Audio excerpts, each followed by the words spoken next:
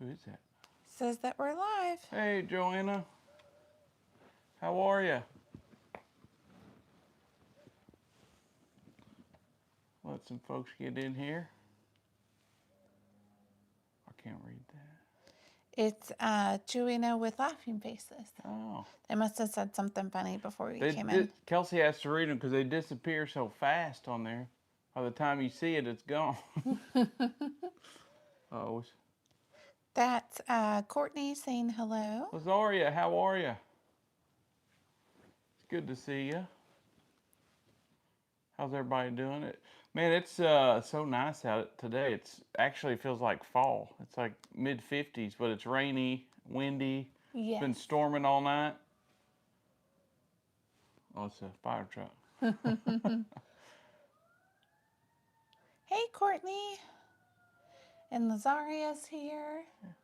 Thank y'all for jumping on a Sunday. I almost said Sarah. Saturday. Sarah, you back from your trip? They went out of the country. You know, she's in the UK. Yeah. And they took a trip somewhere. Forget. Joanna said that's our weather up here in Michigan. Oh, okay. Yeah. Yeah, we're feeling it today. Yesterday it was 88 degrees, and today it's like 56 and rainy and windy and storming. Yes.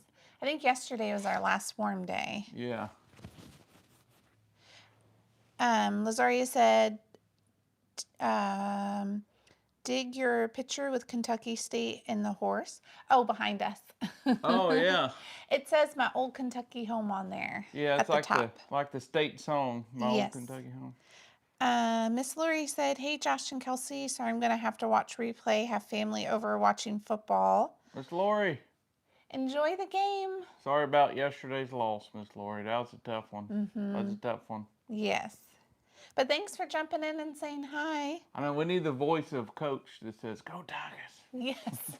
Coach, what's his name? He's a wild one. Legend. He's funny. Bill says hello. Bill, how are you, Mr. Bill? Bill Snow? Uh-huh.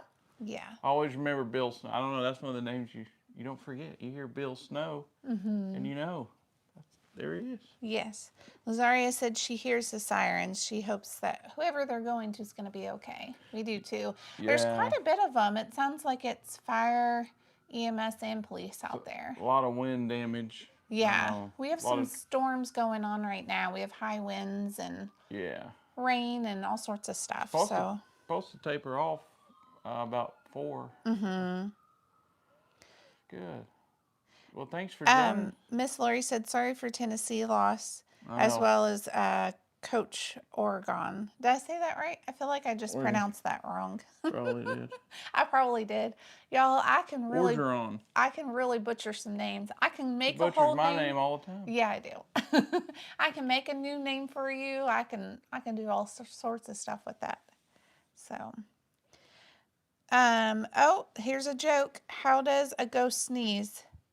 Boo. I like these jokes. Boo. That's funny. Yes, you got it, Josh. All right. Yeah, I could never get his name, but I can read it at least. Yeah. Well, good. We just wanted to go live and catch up a little bit. We haven't got to catch up since before Ireland, I think. So. Yes, and we definitely want to talk about Ireland because we really enjoyed our trip and we really enjoyed all the conversations we had and investigations and loved being able to share those with y'all. Yeah, and you guys some of y'all have asked questions about it, so we thought we'd just answer. Because there's like five different weeks of Ireland, so. Yes. Here's another joke. What do you call a ghost in the fireplace? A toasty ghosty. So our Who's that saying hi? That says. Oh, it's to Joanna. Yeah. Hi to Joanna. And then Lori said that she's going to drop out of here, out of the live. All right, Miss Lori, have a good one. Thanks for stopping in and saying hi. She said she's got to get dinner in the oven. I just pulled some pumpkin muffins out of the oven right before we went live. Smells like fall in here, y'all. Yes, smells real good. Pumpkin muffins and well, it's stormy, so it's kind of fall weather. Yes. Feels like a perfect fall day, but minus the wind. Yes. So windy. So windy. Yeah. And then Sherry just came in. She said her notification was a little slow, but she's here. Oh So. yeah, who knows? You almost want to give up on these notifications with YouTube because they don't send them out, and it's frustrating because you can put them up 2 days prior, and you get maybe 6 or 7 people that get notifications. So It's always a hit or a miss. yeah. But starting with Ireland, I still can't pronounce the name of the cemetery. I don't know if you can, but in Dublin, Oh, don't starts get with me a on that G. one. Yeah, I know exactly. Well, y'all know what we're talking about. Where we had the conversation with Mr. Thomas and his family. Where we started there, but that was such a neat cemetery. Yeah, it was. And they have what they call state of the art. It's what it says on their website. And when we got there, I was like, this really is state of the art. Their welcome center there is really neat because they have the restaurant. They have a restaurant inside of it that was delicious. I think it was the best like ham and cheese croissant I had while we were there. We had a really good berry tart for dessert. Excellent coffee. And we were sitting outside next to the headstones. It was actually quite lovely. And Yeah, it was. I've never had that experience before. So I highly recommend if you're ever in Dublin, the cemetery with the Gal, can't pronounce it, but highly recommend that you go. Probably just Google cemetery Dublin with a restaurant. Yes. Cemetery with a restaurant in Dublin. It'll definitely pop up because there's a lot of famous graves there.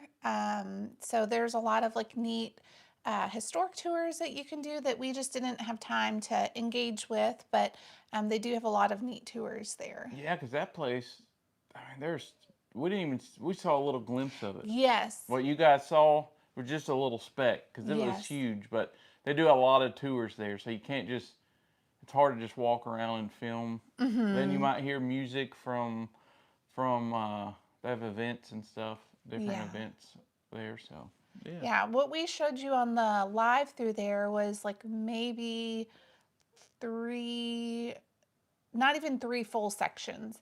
And it goes on for acres and acres. So that's definitely a place that you can go back and visit many times over. Remember when we were there and we were live, I think.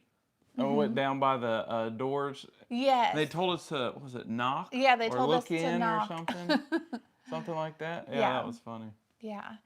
And it's neat because online, if you do read about some of the activity that takes place there, they do say that it is very active there, which we did experience, which started with Mr. Thomas because when we were walking by, we had heard knocking from the vault, which is kind of what made us stop to figure out, okay, was that really a knock? Like, that was what was going on? So literally from the inside of the vault, somebody was knocking to get our attention as we were going by. It was like a faint, like tap, like I heard that, and we stopped and like, is that knocking?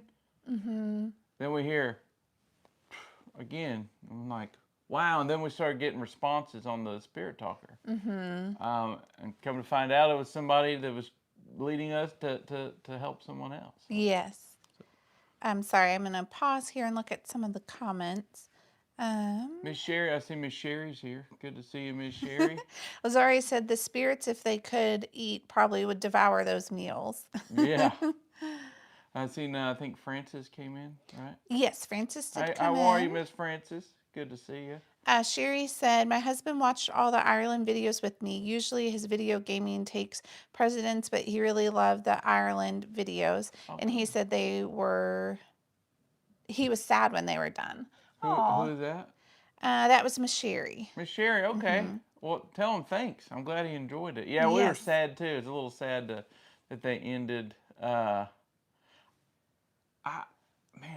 wish we could have filmed more, but we did a lot of filming there. Yes. We did a lot of everything, and then trying to I guess set everything up where we could still film videos when we go to new areas. That was an adventure. But yes. It was fun though. We saw a lot doing that. Yes. And part of the Welcome Center too is they have a historic what would you call that? Like record keeping. So we did make an inquiry afterwards to find out more about Mr. Thomas Kiyosh. I hope I'm Kiosh. I think pronouncing. you did it I hope perfect. I'm pronouncing that properly. But I'm guessing because with us being like out of the country and putting an inquiry in, it took about 3 weeks for us to get a response back. But we did get some follow-up Oh information yeah, you wanted to about talk about who was inside the family vault. So I could share that real quick. Let me flip over. it. Yeah, you were waiting to Yeah, to share that on here. It'll just take me a second to pull up. I wasn't prepared. um, Did you guys have a favorite? Miss Sherry, did he have a favorite Ireland video? Or you guys let us know in the comments, what was your favorite video from Ireland? Sorry, it's taking a second here to open the download. I might have to come back to it. Well, for some reason, it's not wanting to open up the PDF, but we were able to find out who else is buried inside the vault with Mr. Thomas Kiyosh and a little bit more about the family. So I will keep trying to get that PDF up so I can share that with y'all, because I know when we originally were looking at like Find a Grave and trying to find records on him, there were like a few different Kiyoshes coming up that we couldn't figure out if it was him or not. Yeah, and thank you whoever did that donation there. Thank you so much. MZ Rainey, thank you so much. Yeah, thank you. That is so kind of you. We really appreciate that. You didn't have to do that. We appreciate that. Yes. That's so neat. And then. Was there anything like a comment or anything with it? Nope, just a donation. Okay, well thank you Thank you so much. And then Lazaria said that she likes the pumpkin earrings. Thank you. You know, Lazaria, it took me forever to make those for her. I mean, forever. And then Joanna said that her mom loved the Halloween tour that we did the other night.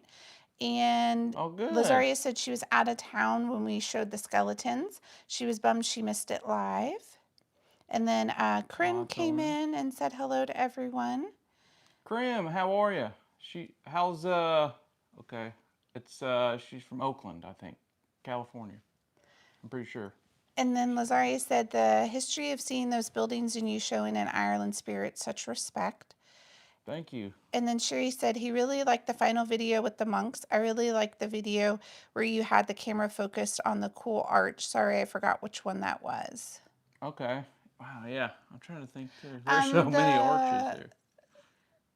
Maybe the friary? It might have been that one. Yeah. Yeah, I don't want to say that the last one at the Monkross Abbey was my favorite, because they're all just so good, and we enjoyed them so much, but I don't know, it kind of is my favorite a little bit, because it just felt different.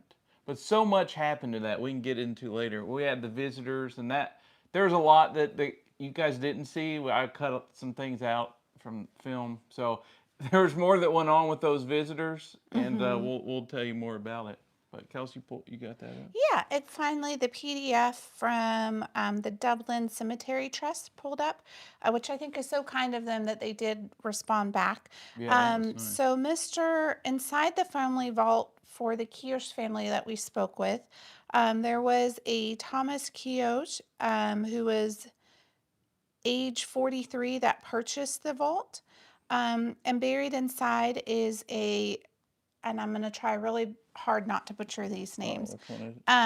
Patrick, and his last name is actually Mick Kiyosh, so they added an MC to it, which I find is interesting, because when we were doing research on the family name, just the name Kiyosh was kind of changed throughout the years, the spelling of it. And some things were dropped, like I guess the MC on that one. Yeah, and PJ, who we had linked up with in Killarney, was explaining to us that with some of the family names that like as the generations went on, it is pretty common that like the spelling or like adding of the name is like really common there. Yeah. Yeah. And then also buried within the vault, so Patrick McKeosh was 55, and then Patrick Joseph was age 14. And he was also from Dublin. And Patrick was the name we got on the Spirit Talker Yes. multiple times in that area. Mm-hmm. I don't think we were filming yet when that one came. Maybe. I can't remember in the video if Patrick came through or not, but yeah, we got that name a lot on that in that section where we stopped to film. Mm-hmm. And it says for Patrick, who was 14, he is from the Summerfield area, which I'm assuming is in Dublin. And then you also have Lawrence Keosh, age 25, and the spelling of his name is a little bit different than Thomas. And he was listed as a grocer, and then he passed from congestion of the lungs. And then you have Thomas Keogh's age 30. He was also a grocer, and he died, it says, from a virus. And his address is listed Summerfield, Dublin. So I guess that does connect with the other Summerfield address, but this Yeah. one actually says Dublin. And then lastly, you have Elizabeth, and I'm assuming it would be her maiden name that's listed. It's Nugent. I hope I'm pronouncing that right. It's Nugent. Yeah, Nugent. And it says that she was the grocer's daughter, so I'm assuming Mr. Thomas. And it said that she passed from effusions of the brain. So, and those are all the ones that are listed within the cemetery. I mean, within the vault. And then they also said, so there's multiple Thomases that are buried. They don't necessarily have them listed as like junior or senior.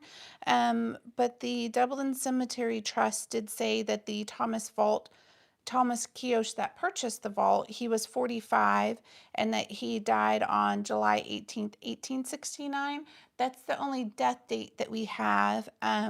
The trust had explained to us that it wasn't very common to have like birth and death dates on their records. Yeah. It wasn't until later on, like later in the 1900s, that they started keeping records of like birth years and death years. What's interesting is they just changed the name. Like, oh, I'll drop the E here and I'll add a. Like, what? I could just change my name from Josh to Wosh. Yes. And just say, I'll still say the J, it's just the W sounds like the J. Kind of silent W. So I just wanted to share that because I know there were a lot of questions in the beginning trying to figure out who he was and kind of some more information. So I hope y'all enjoyed getting that information. Krim said, yeah, back then over the generations they get lost. And then Sherry said it was amazing that Stephen Thomas was there with you both also, which I think is incredible. And across from Mr. Keosh's family vault, there was actually a large tree that we stood under to kind of take cover to do the conversation. So it was just fitting because Stephen Thomas does love to climb in trees. They always talk about the trees. Yes. I'm going to go back and look at some of the comments from before. Also, what's interesting is how they acknowledge him. Like they'll talk about him and they'll say the little boy. Yes. And then you'll hear him, hey, buddy, hey. Yes. Lazaria had shared when we were talking about the monk videos.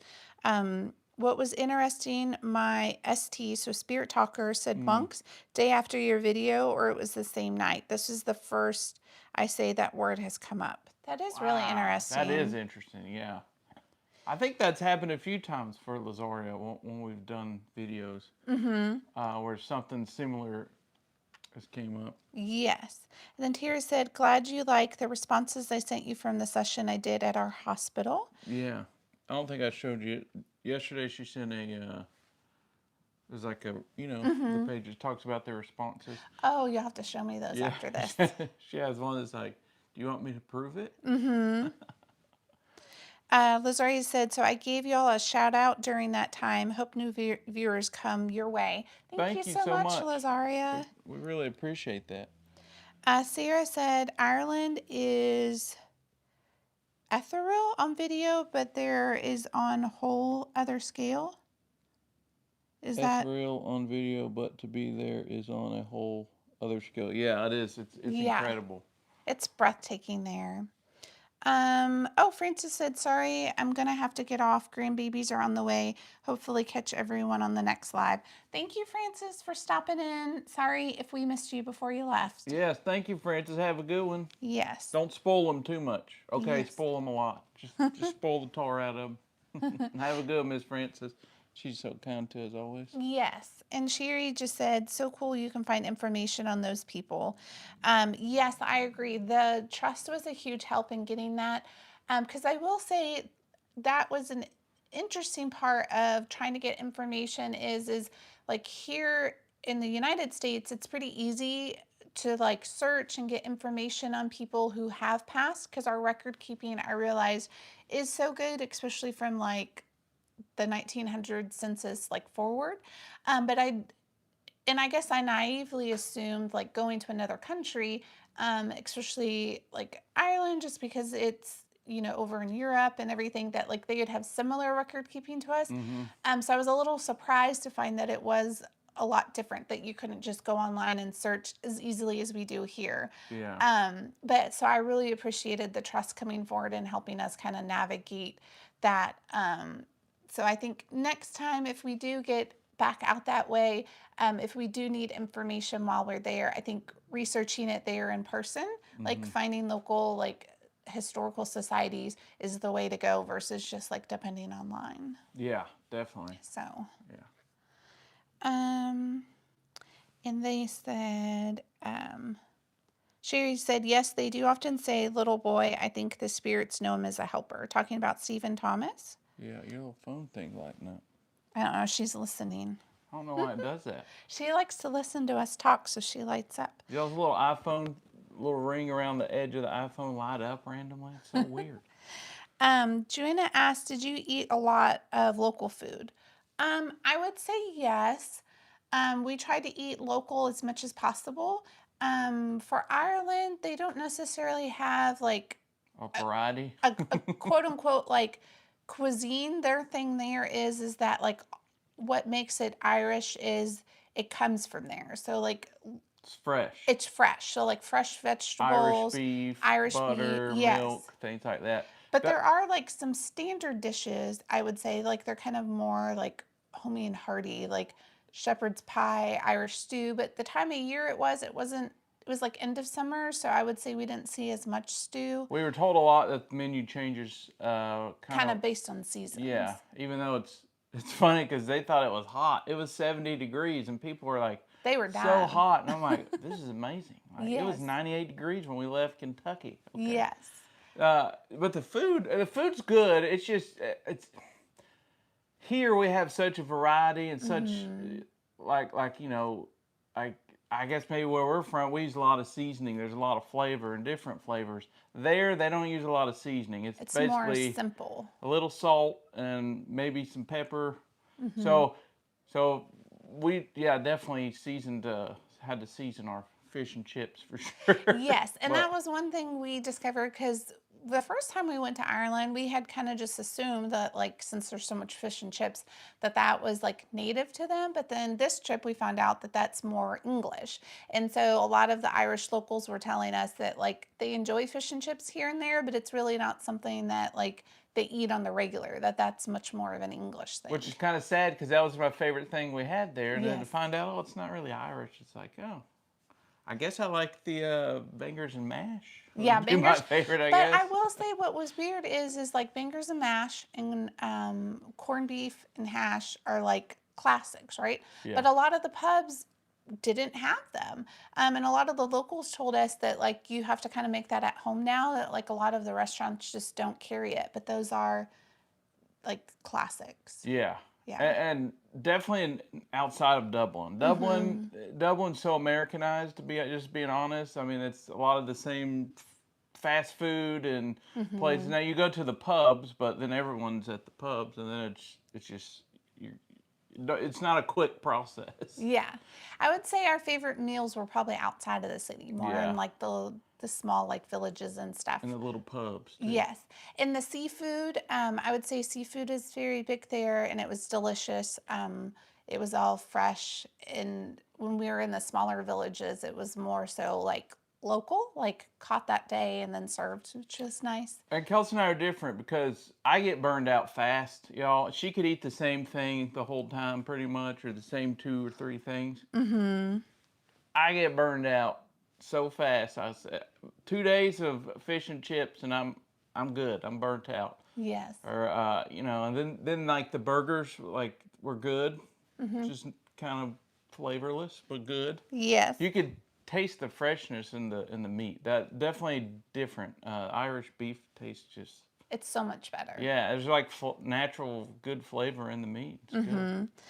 Krim said that's because back then during the potato famine, and the spices were so expensive, they had to make do since generations they kept going without seasoning. Yeah. Well, now they got Amazon. They could just get some seasoning and hook you up.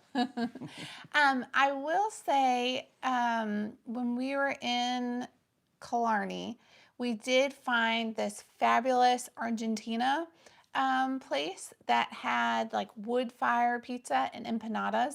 Josh and I yeah. are suckers for good empanada. Like, Empanada. oh, It was Argentinian. yes, and Argentina, based on our experience, make the best empanadas. So when we found that little treasure in Killarney, we were pretty excited about We that. ate there twice. Yes. I can't do no more fish and chips and no more burgers. And you had the stew a few times, right? No, I wanted stew while we You were couldn't there, find but it, yeah. we couldn't find it. But a lot of them told us it was too warm for stew. Yeah. So, We did have good bacon too. oh yeah, we Bacon's really liked really the good. bacon. So, Yeah. yeah, and I did want some, like I love just some like good fried cabbage. And I did want that while we were there because when we had gone to Ireland before, it was in October. So we were able to get that. But this time around, they didn't really have it on the menus because they're like, that's kind of more for like colder weather, kind of more like a hearty thing to warm you up, not really something they do during the summer. Yeah, and then it was like 60 degrees. We're like, hey, we're a little chilled right now. Yes. We're a little cool. I'm just saying. So, they said, Sherry said, I bet the society was happy that you wanted to know the history and to share the information with the people you live with in the United States. Most people love to hear history of their countries.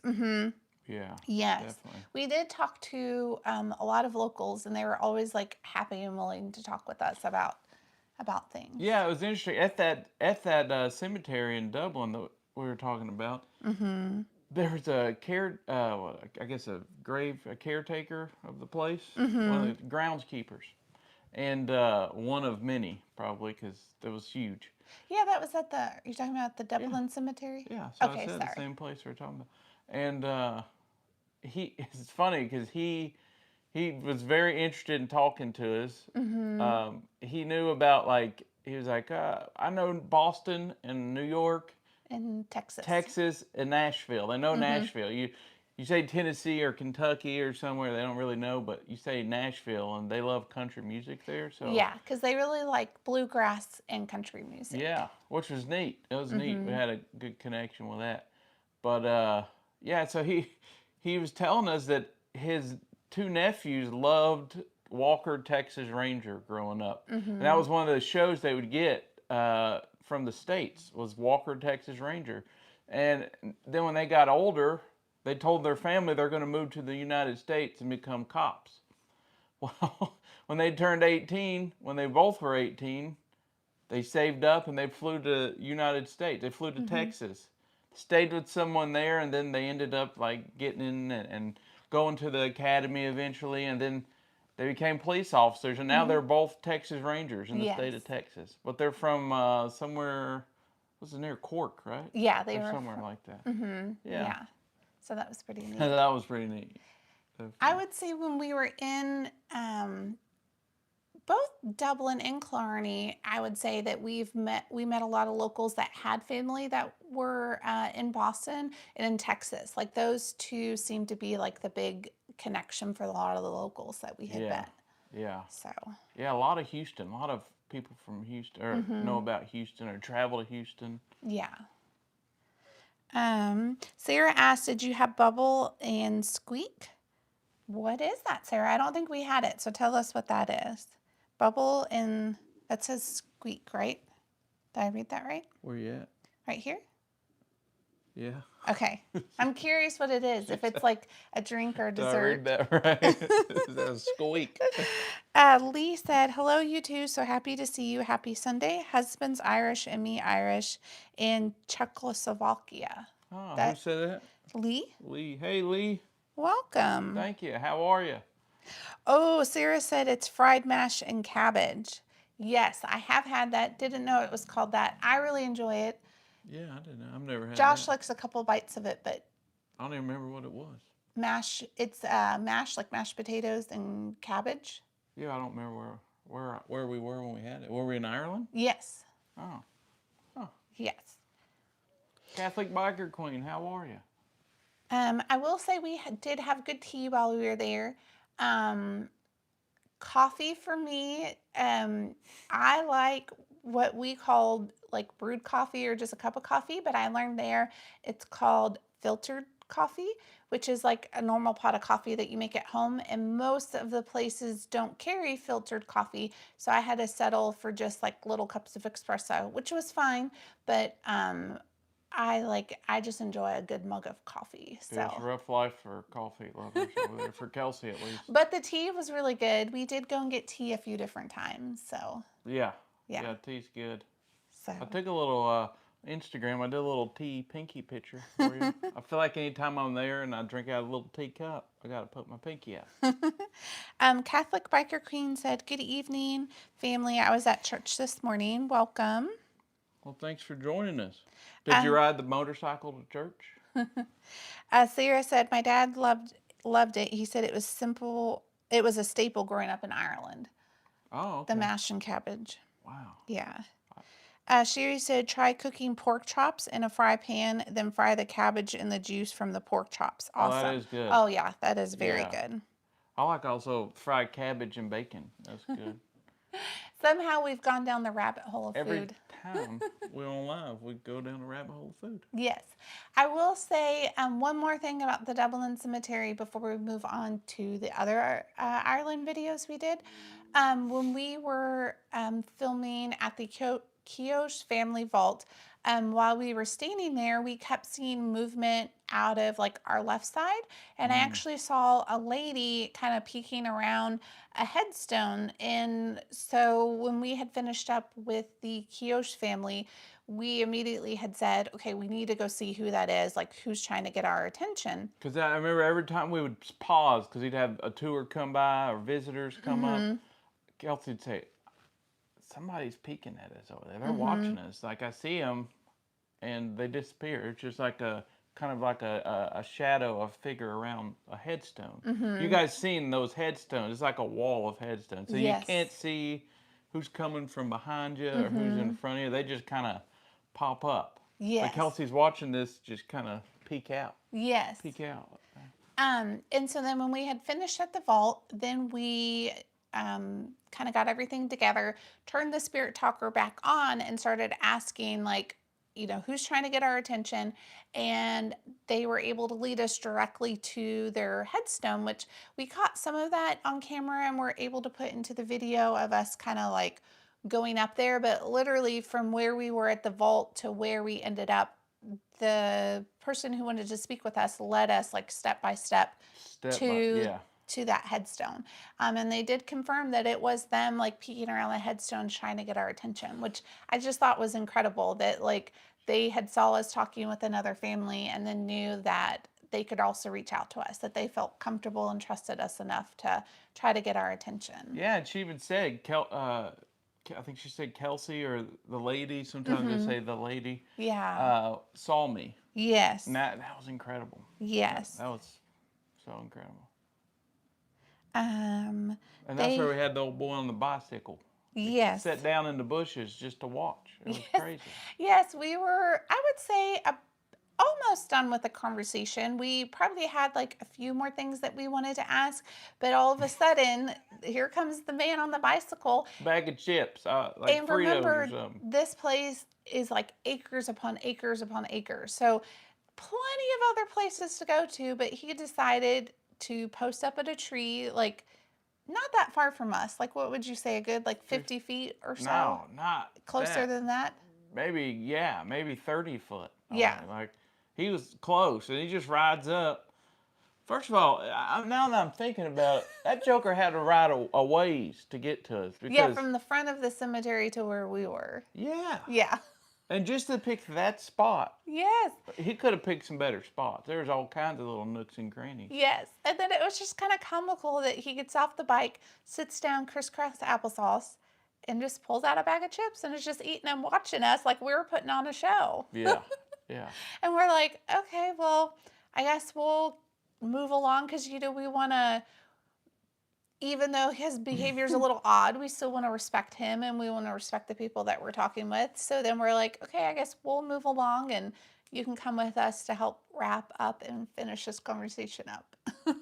Yeah, because before we had people drink, bring beer, like just sit around, have a beer, and they're watching us, which is like the lady in Tennessee from Yes. Michigan. She was that lady from Michigan, and she just pulled up just to watch us. That was it's a little different, but I'd much rather someone have a beer and watch us and enjoy themselves than just crunching on a bag of chips. Yeah. I mean, have a drink.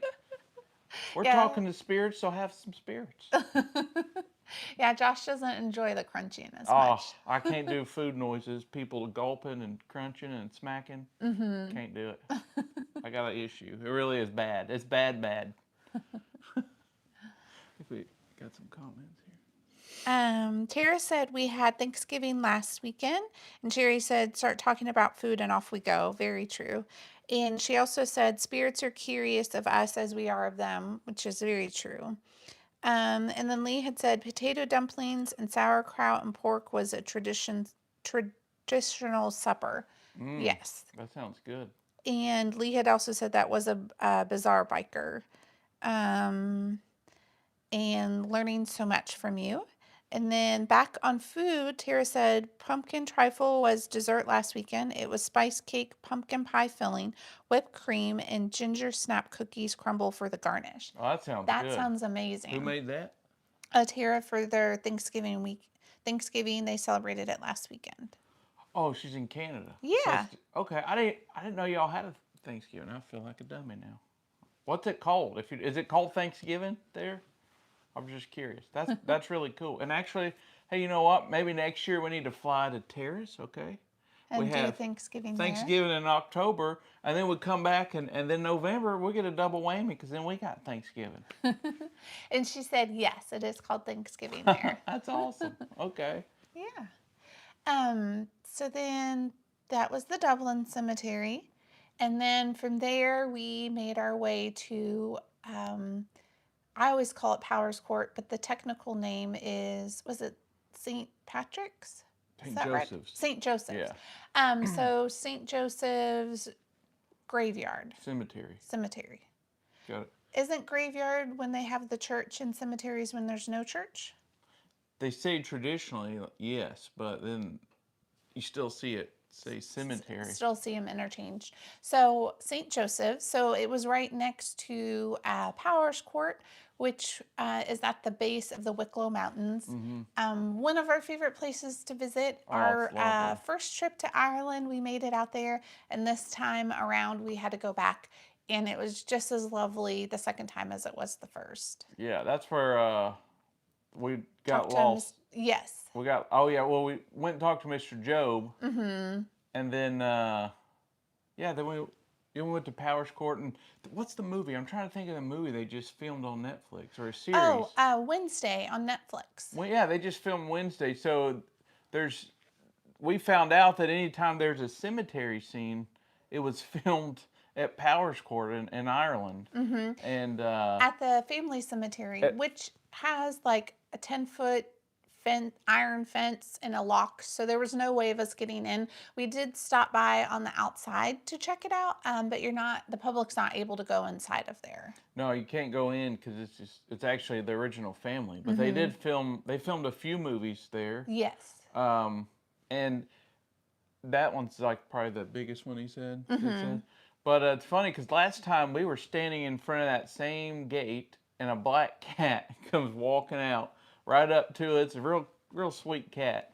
And then we went back this time. We said, let's go back to that same gate where that cemetery was. see if it was open, but it wasn't open. Yeah. But yeah, And that was it's pretty probably neat. about, what would you say, about a 10-minute walk uphill from where we had filmed.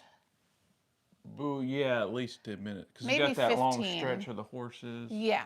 Yeah. It's a beautiful walk over there. One day we walked, what we walked 9 miles. Yes. Just walking around town, we walked 9 miles one day. Yes. But St. Joseph's was beautiful. When we first got there, we just kind of walked around, looked at all of the headstones. We did turn on the spirit talker, and we did just ask like if there was anyone who wanted to talk to us.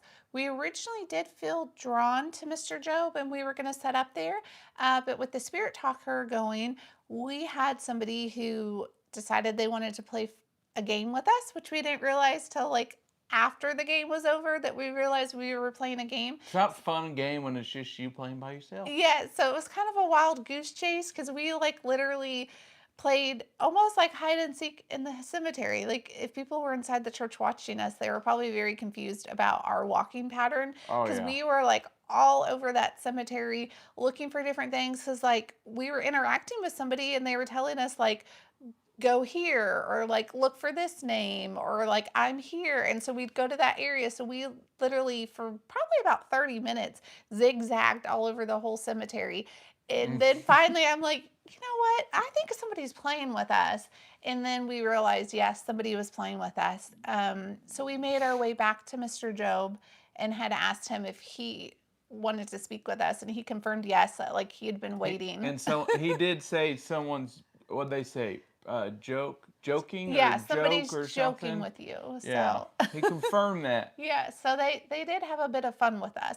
It was a nice way to be able to get some good steps in and to also go back and look at all of the beautiful headstones, um, because there were a lot that were from like 1700s, 1900s. So it was a very beautiful location. Yes, and the fact that they have like what they did, like I wish more people here would do that. Like, oh, that's Jeff. He was a firefighter. Sometimes Yeah. you just see the names and dates, but there it's like, oh, he's from this part of the county and he worked this, and here's his family and his wife's name, and they got everything but his blood type on there. That's it. Yes. I mean, they got all kinds of information.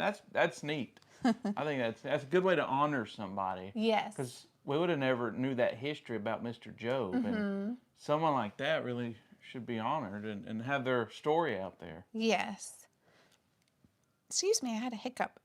Danielle said, "Hi, I recently got the cat balls you have. I put one on the desk and walked away to the other side of my room, waited, and it went off without me saying anything. Not sure if I had a small earthquake or not." Um, and then she had clarified, not sure if it was a small earthquake that set the ball off or not, or if it was a ghost. Too shocked to ask. And then Who Bill, said that, Danielle? yeah, Danielle. Wow, that will get you thinking, Danielle. I'm Yes. sure, for sure. I don't know. I mean, the earthquake. You can look at the news, I guess, Google it and see if any earthquakes was reported around that time. But Yes. And then Bill had asked Hera, what was your main dish for Thanksgiving? And she had said turkey and ham. And Bill had said that that's what they have also. And that Tara's mom made broccoli casserole. Bill, are And you from Canada as well, sir? and then Lee said, wishing someday to travel. Thank you so much for sharing the sites. Appreciate all that you do. Love how and what you do for the spirits. Thank you so much. Thank you. Tara said, Bill, it's okay. Ours is closer to actual harvest. And Bill said, no, he's not from Canada. Oh, okay. Yeah. So do y'all have any questions about the conversation with Mr. Job, about St. Joseph Cemetery or anything in that area? Yeah. Or maybe you haven't seen it and you have no idea what we're talking about. Yes. And if you haven't, that's okay. You can go back and watch it. Bill said, Georgia moving to Tennessee. Oh, you're not far from us then, Yeah. Bill. Well, good. Yeah, are you, well, you don't have to say that, but, yeah, it's good. Tennessee's great. Yes. Tennessee's good. But whereabouts in Georgia are you moving from? We lived in St. Mary. St. Mary's, southeast Georgia, in Camden County for a little while. Mm-hmm. Lee said, need to watch it, been busy with life. No worries. No it's worries. a good one to go back and watch. That's what's good about going YouTube. You can just go back anytime. Mm-hmm. Bill is going to Marietta. Oh, okay.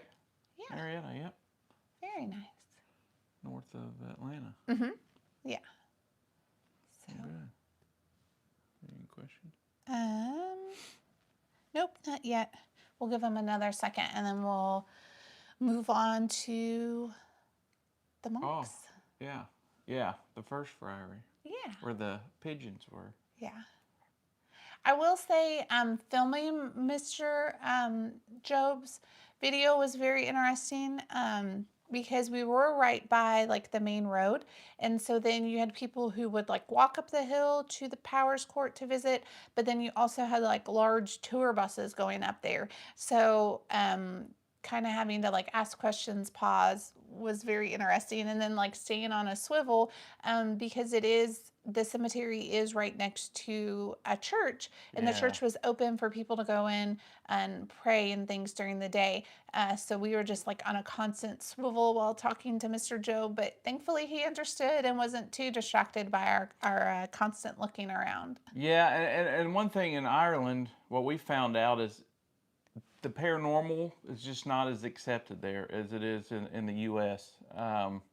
Well, it's funny because before we went, the research we had done had said that like paranormal is accepted. It is okay to go into the cemeteries and have conversations.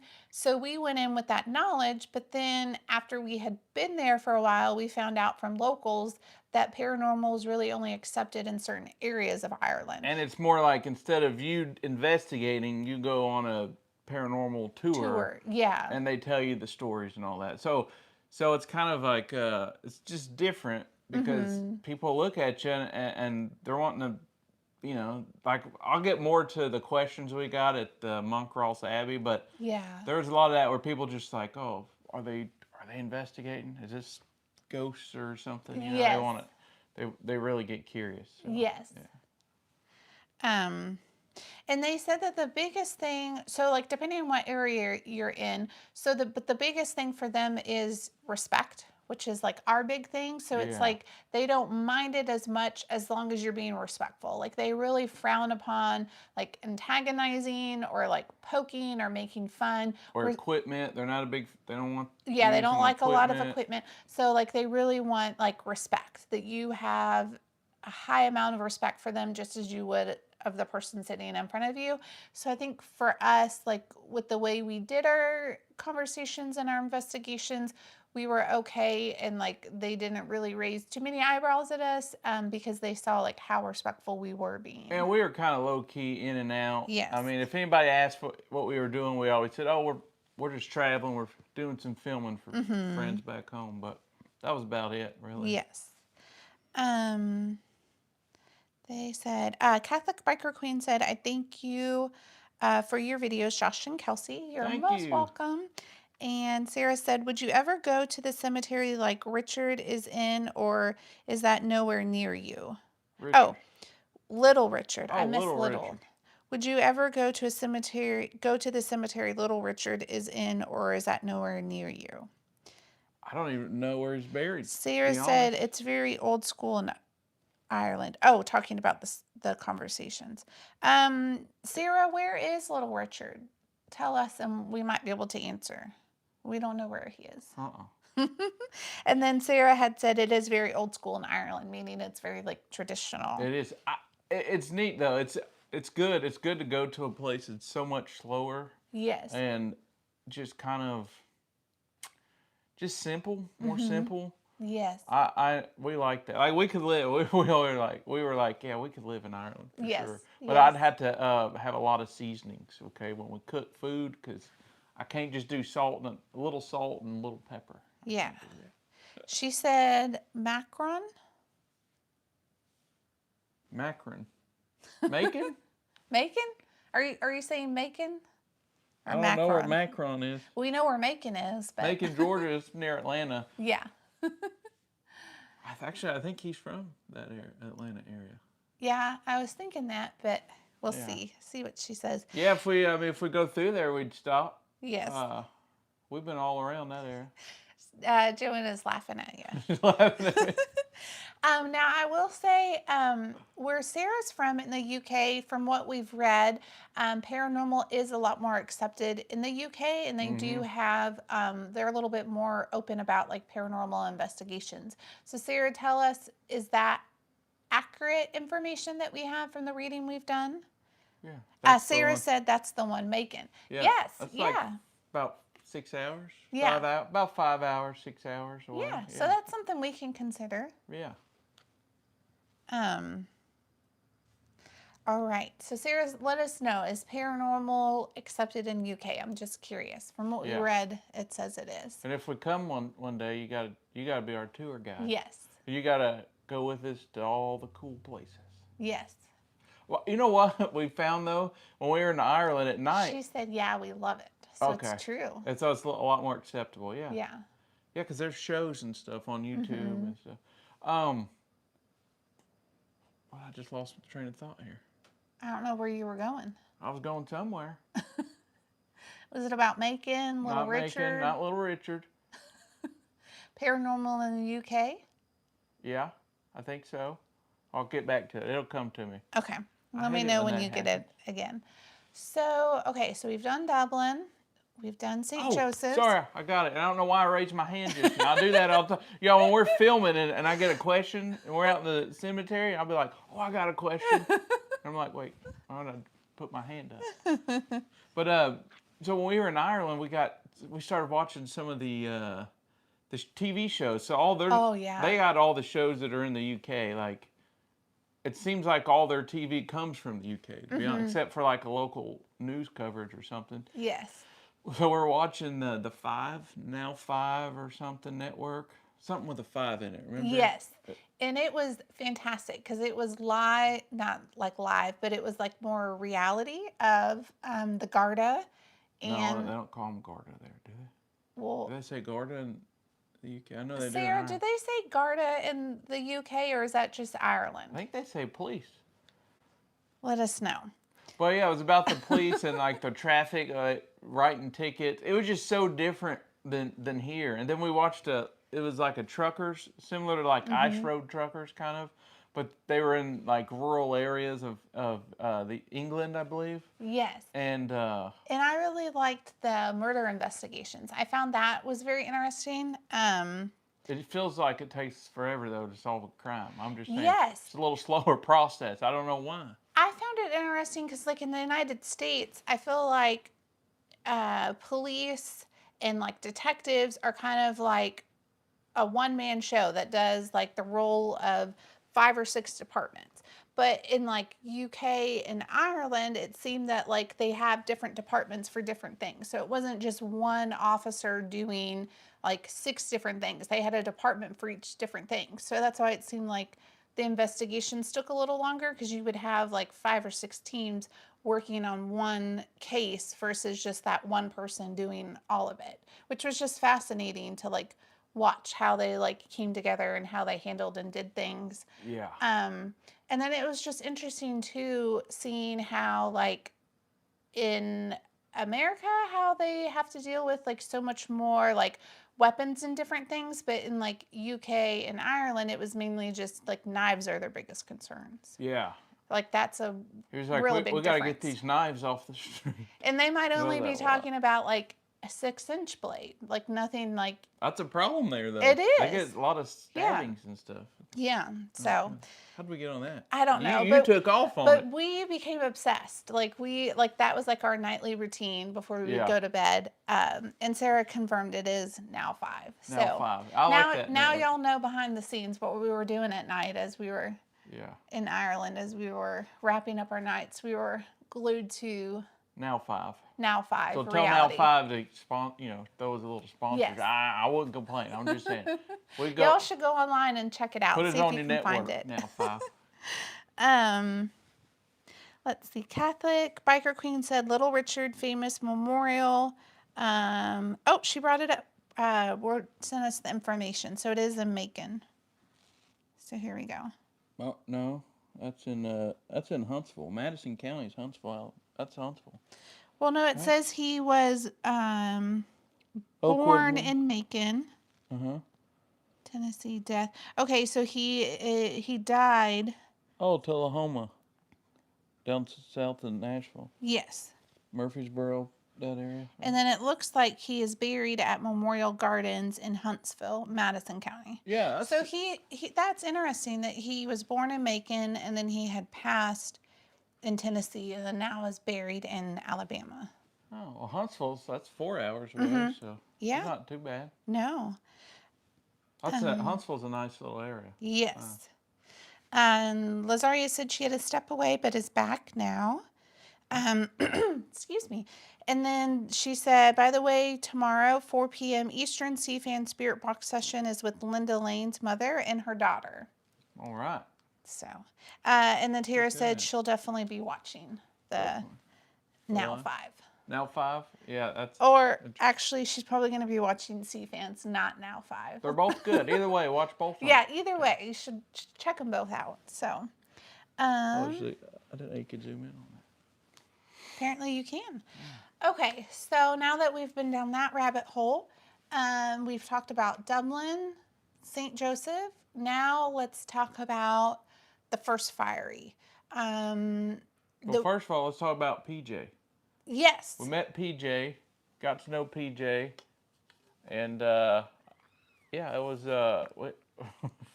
it was interesting. So I was looking around online like the week before we left, and I was like, what can we do? Like, I know we were going there to look, and stuff, but where can we film at?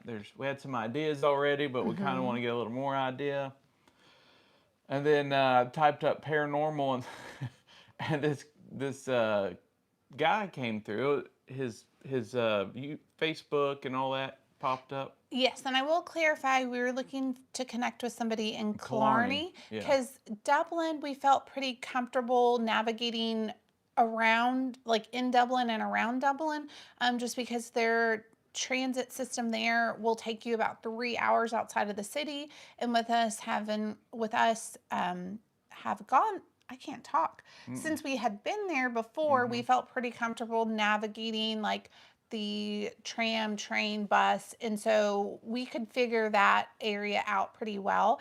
But with Killarney, we had never had been there before, and kind of wanted to connect with somebody to figure out like how to navigate all of that. Yeah. So Yeah, that was continue. fun. Sorry. So you had reached out to PJ. Yeah, I reached out to PJ and just to say, hey, do you got any suggestions? We're coming from the States. This is where we're from. This is what we do. Do you got any suggestions, like where we could go? If not, no problem. And then he reached out and he's like, yes. And he had all this information. And then he said, well, what day you coming? And I told him, he said, well, I'll be out of town these days, but let's plan for this day. So we had like 2 days where he took us to places that most locals don't know about or go to.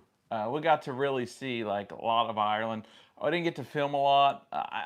It was hard to vlog. I thought we could do like a travel vlog and all that, but with all the filming we were already doing, it was just too much. And Kelsey was like, "Well, you just need to enjoy the trip and not worry about the filming too much." Because I will hyper focus and all right, let's do it. It's got to look good. Let's do it. So. I don't know. I got an issue, I think. But PJ was very kind to us.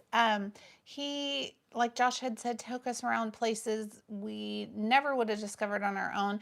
And it's funny that he says that because one evening, it was actually after we went to where his family was buried, his family cemetery. All the people? Yeah. So we after that we went and he took us to an ancient burial site. I'll have to see if we can post a picture of it, but it's really neat because it has these like tall, very thin. Yeah, tall column style headstones that have almost, I would say, like almost looks like not hieroglyphics, but it's more like images on Yeah, there. like the chiseled in. Yes. Yeah. But there's a proper name for it, and I'm blanking on it. But anyway, so we went and saw those, and then from there we were driving through the country, kind of heading back to Killarney, like closer into the city. And there was a car on the side of the road with blinkers on, and they kind of waved at us, and we pulled off because where we were going to stop next was like right where they were like broken down on the side of the road. Yeah, there's just old ruins of an old church there Yes. we're looking at. So we get out and we ask them if they're okay, and it turns out they were from New Jersey. Yeah, it was a couple from New Jersey who had a blowout. Mm-hmm. we're just on the side. We're literally in the middle of nowhere, Ireland. Like I think we're 30 miles, 40 miles away from Killarney, which was probably the nearest town. Yeah. So we were in like County Kerry, Yeah, I believe is what they call it. Yeah, So, beautiful area, but we pull over and it's just a couple from New Jersey. yes. There's a whole family there from New Jersey. So then the next day, so that happened, right? They had a flat tire. They had a mechanic. I guess they rented through a company and they provided a roadside service. Yes, we did offer to change the tire, Yeah. but they had somebody coming. But from talking to them, they were like so excited that PJ was with us because he's a local. So he told them a few places to check out. So then the next day, Next day, yeah, we go to the Friary. Again, I'm talking an hour and a half in another direction to the middle of nowhere. And those people walk in. and they brought the whole family. The whole family. The whole family from New Jersey. There was like 15 of them or so. Italian family Yes. from New Jersey. So they let us know they were an Italian family from New Jersey, and they were so excited that we were there. They saw Americans while they were there, and Yes. it was just funny. And we took a really nice family picture for them. They were super Yeah. nice. So yeah, it was just very random that like the next day we got to see those same people from the side of the road.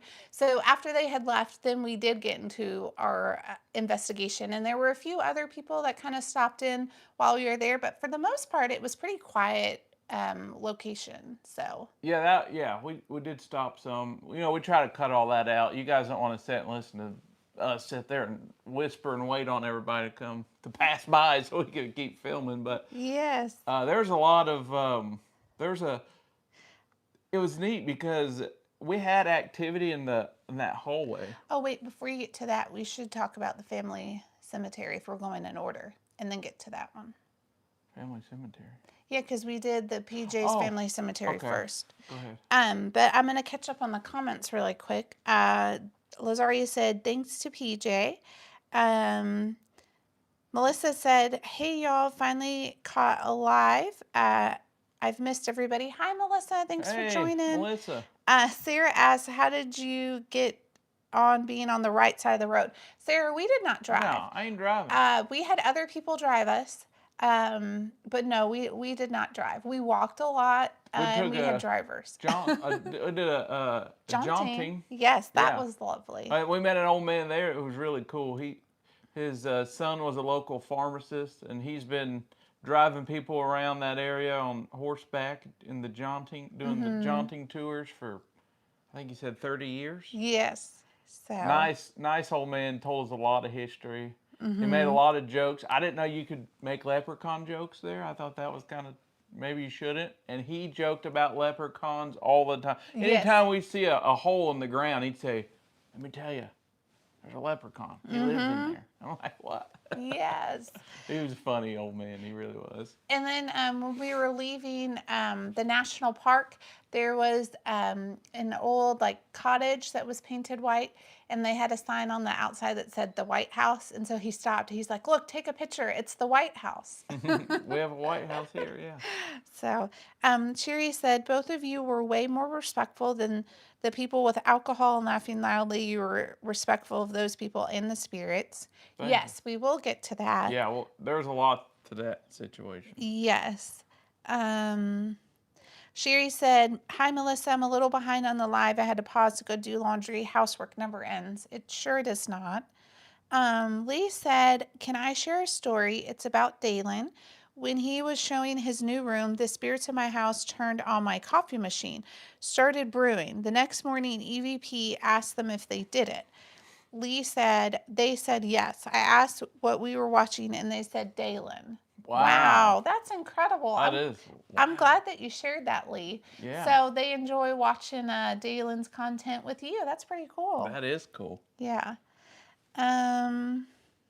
Yeah, I think Miss Linda in Arizona? She had our video was on her TV, and she got Josh and then got Kelsey on her Spirit Talker app. Yes. Now that was like mind blowing. Like, she's watching us.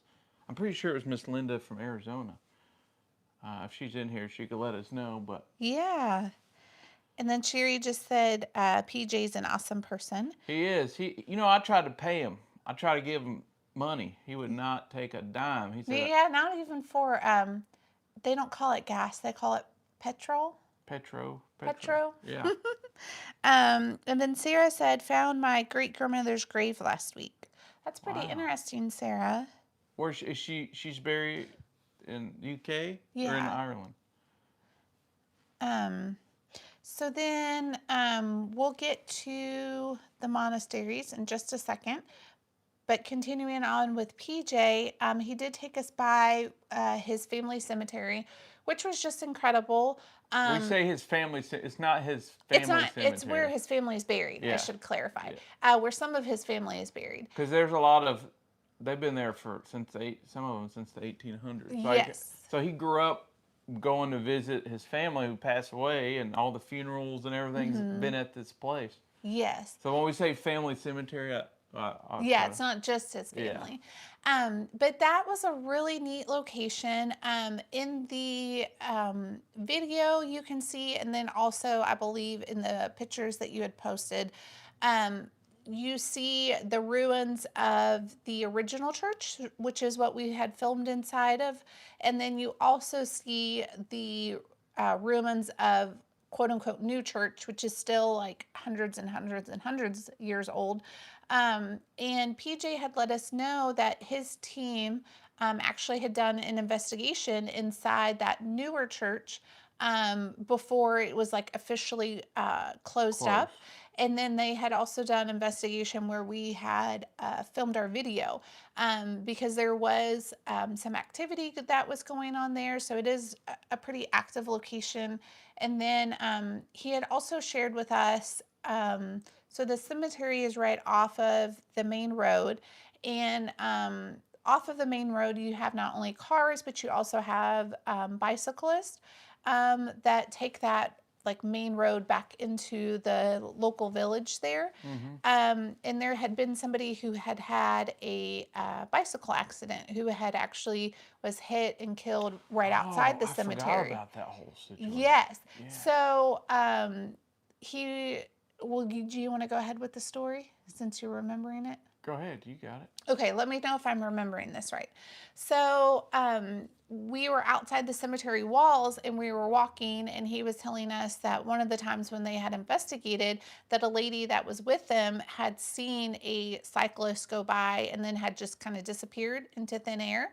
And so then he walked us down to where the person was hit on the bicycle. So outside the cemetery walls, they have a plaque on the wall at like the exact accident of where he was buried. So somebody had seen like the ghost of him while they were there investigating. Yeah, and we walk over to the plaque where it was, right? And he's telling us about the story.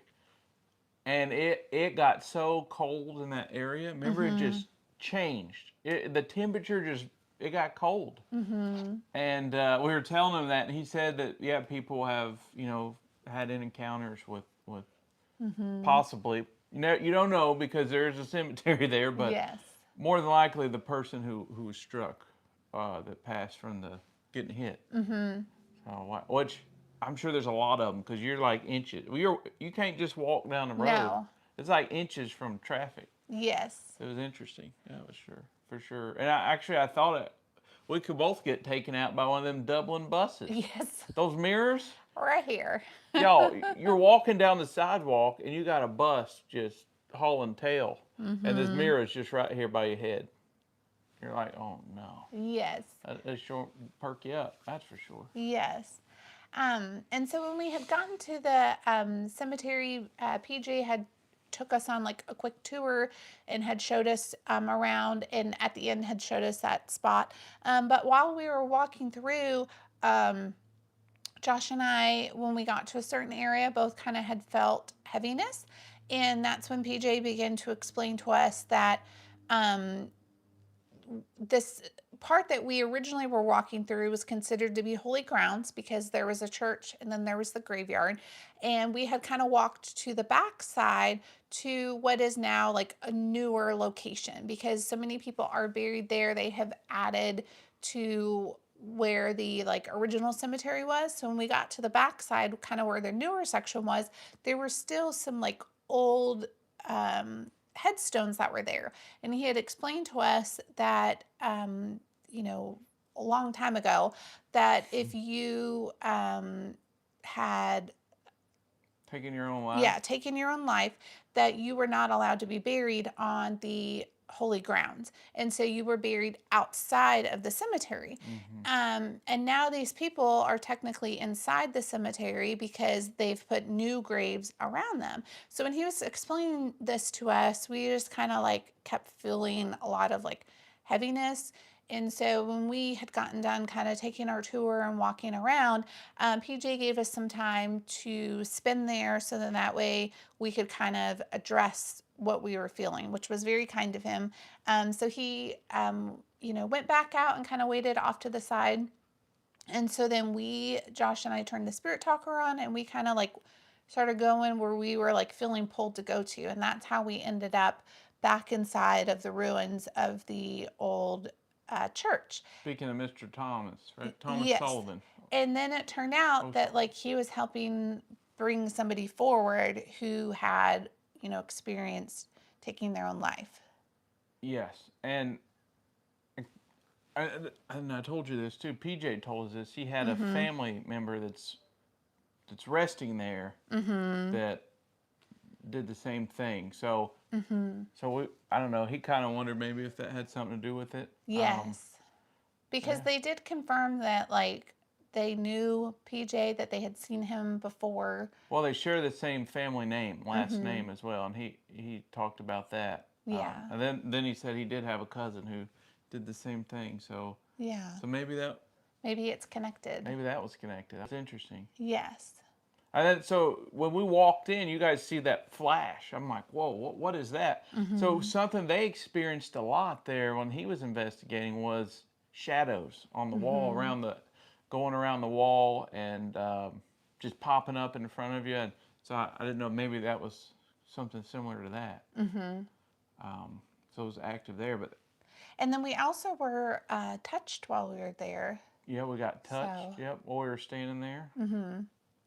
But it was a very, like, even though there was that kind of like heaviness and that pull to go to the area we were in, overall it was a very peaceful resting community. Yeah, and that was the first time we've ever did a conversation in a sheep field in the middle of Ireland. Yes. There's literally sheep on the outside, just in a distance.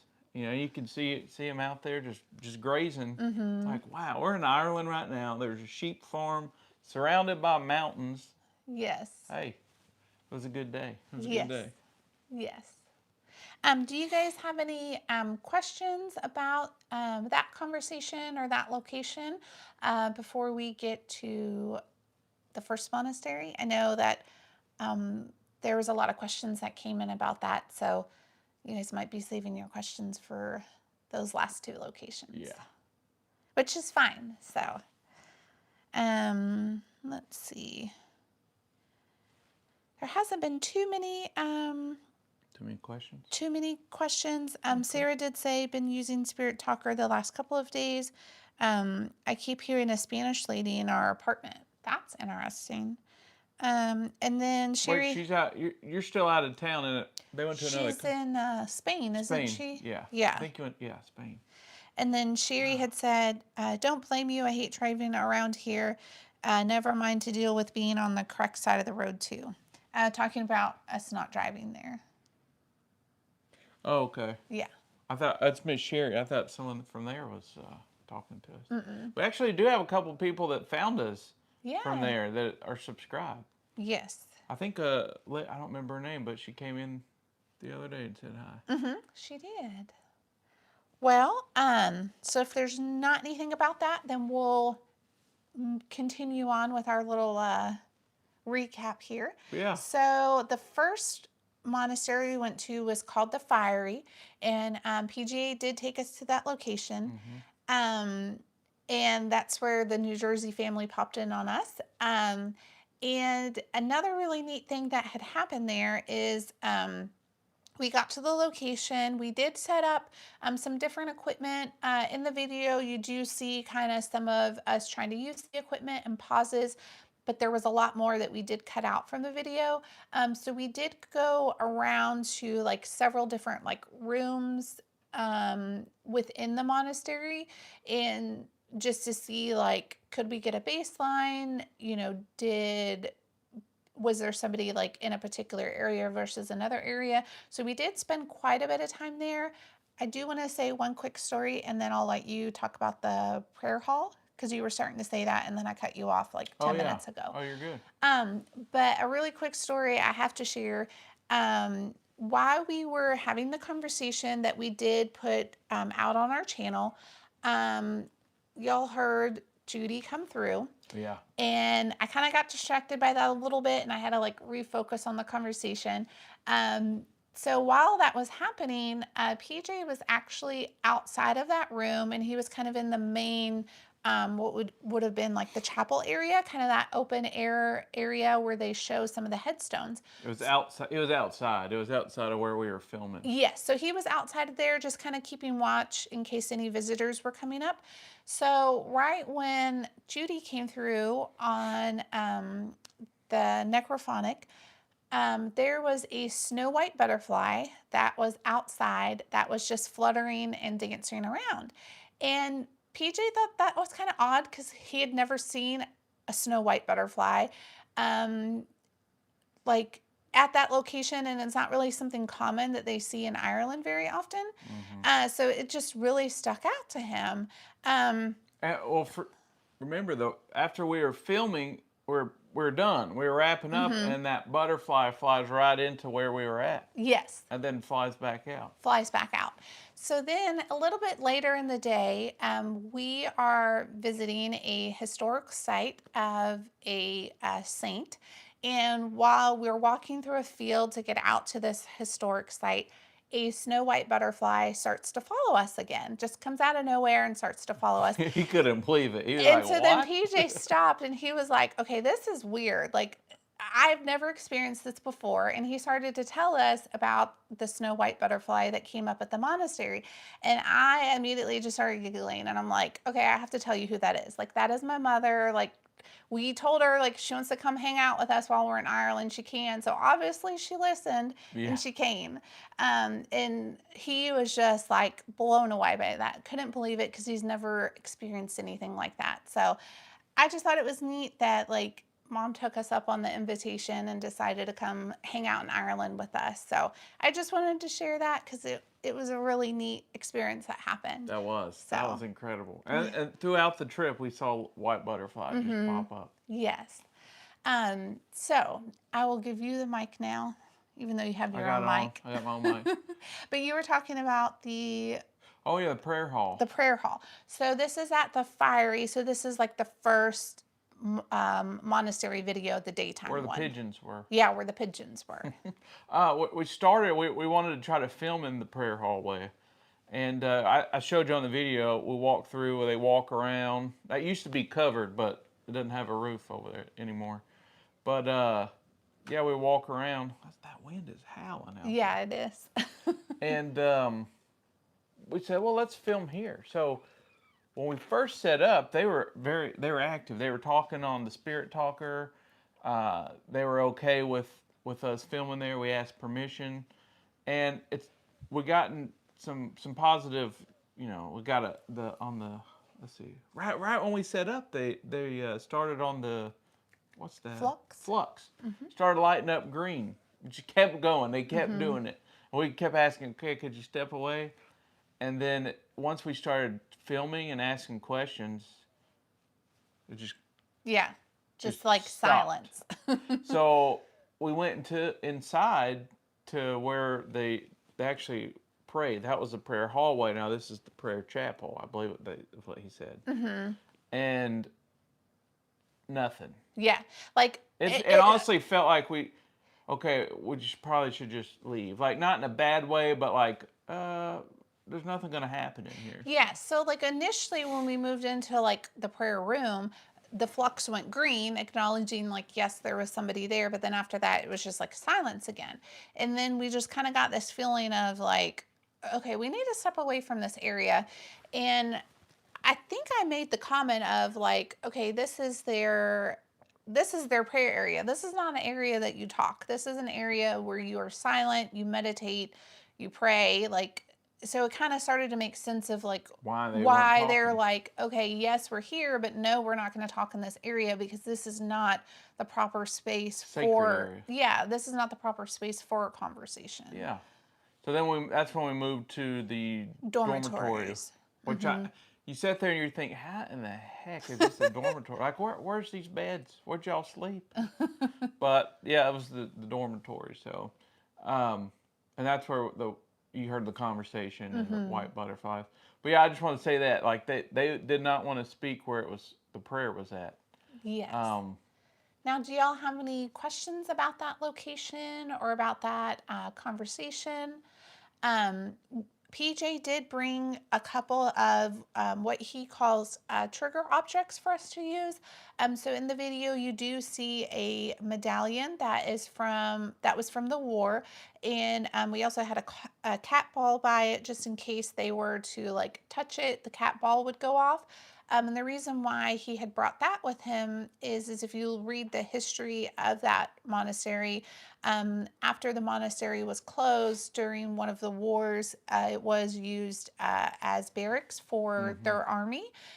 So PJ has also done investigations there, and some other teams have. And previous teams have talked to some of the spirits that were like associated with the war. So that's the reason why we asked some of those questions, and that's the reason why like that trigger object was there. yeah. But it turned out for We us, believe they were monks. yes. Because just from the couple of the responses of about fire and there was fires there and about no water, well that's how a lot of them passed. Yeah. They burned or there's no water, they were dehydrated. Yes. There was a lot of, it was dark. Yes. The monks went through a lot. Yeah, they did. And that was at the first place, and that's not even the Monkrells Abbey where the final video was. Sherry said sheep make great lawnmowers, no gas needed and no noise. At this monastery, at the Fiery, there was some beautiful Where the Kerrygold butter cows. Yeah. There was like 2 herds of them across from where we were. Yeah, he said in that area a lot of the butter for the Kerrygold we buy here. That's butter we use. Yeah. The Irish butter, right there. Yes. Like, oh, okay. So at least you know your butter actually does come from Ireland. It says Irish butter. It actually comes from there. Yes. But yeah, we do believe at that location we were talking with a monk based on the responses that we were given. Yeah, and it lit up too. You guys saw that Ireland was the spirits there, I think it happened multiple times where we answer a question and they'll light up green on the flux. And then, we'll get an answer on the spirit box or something. But yeah, they enjoyed actually communicating with the flux. Yes.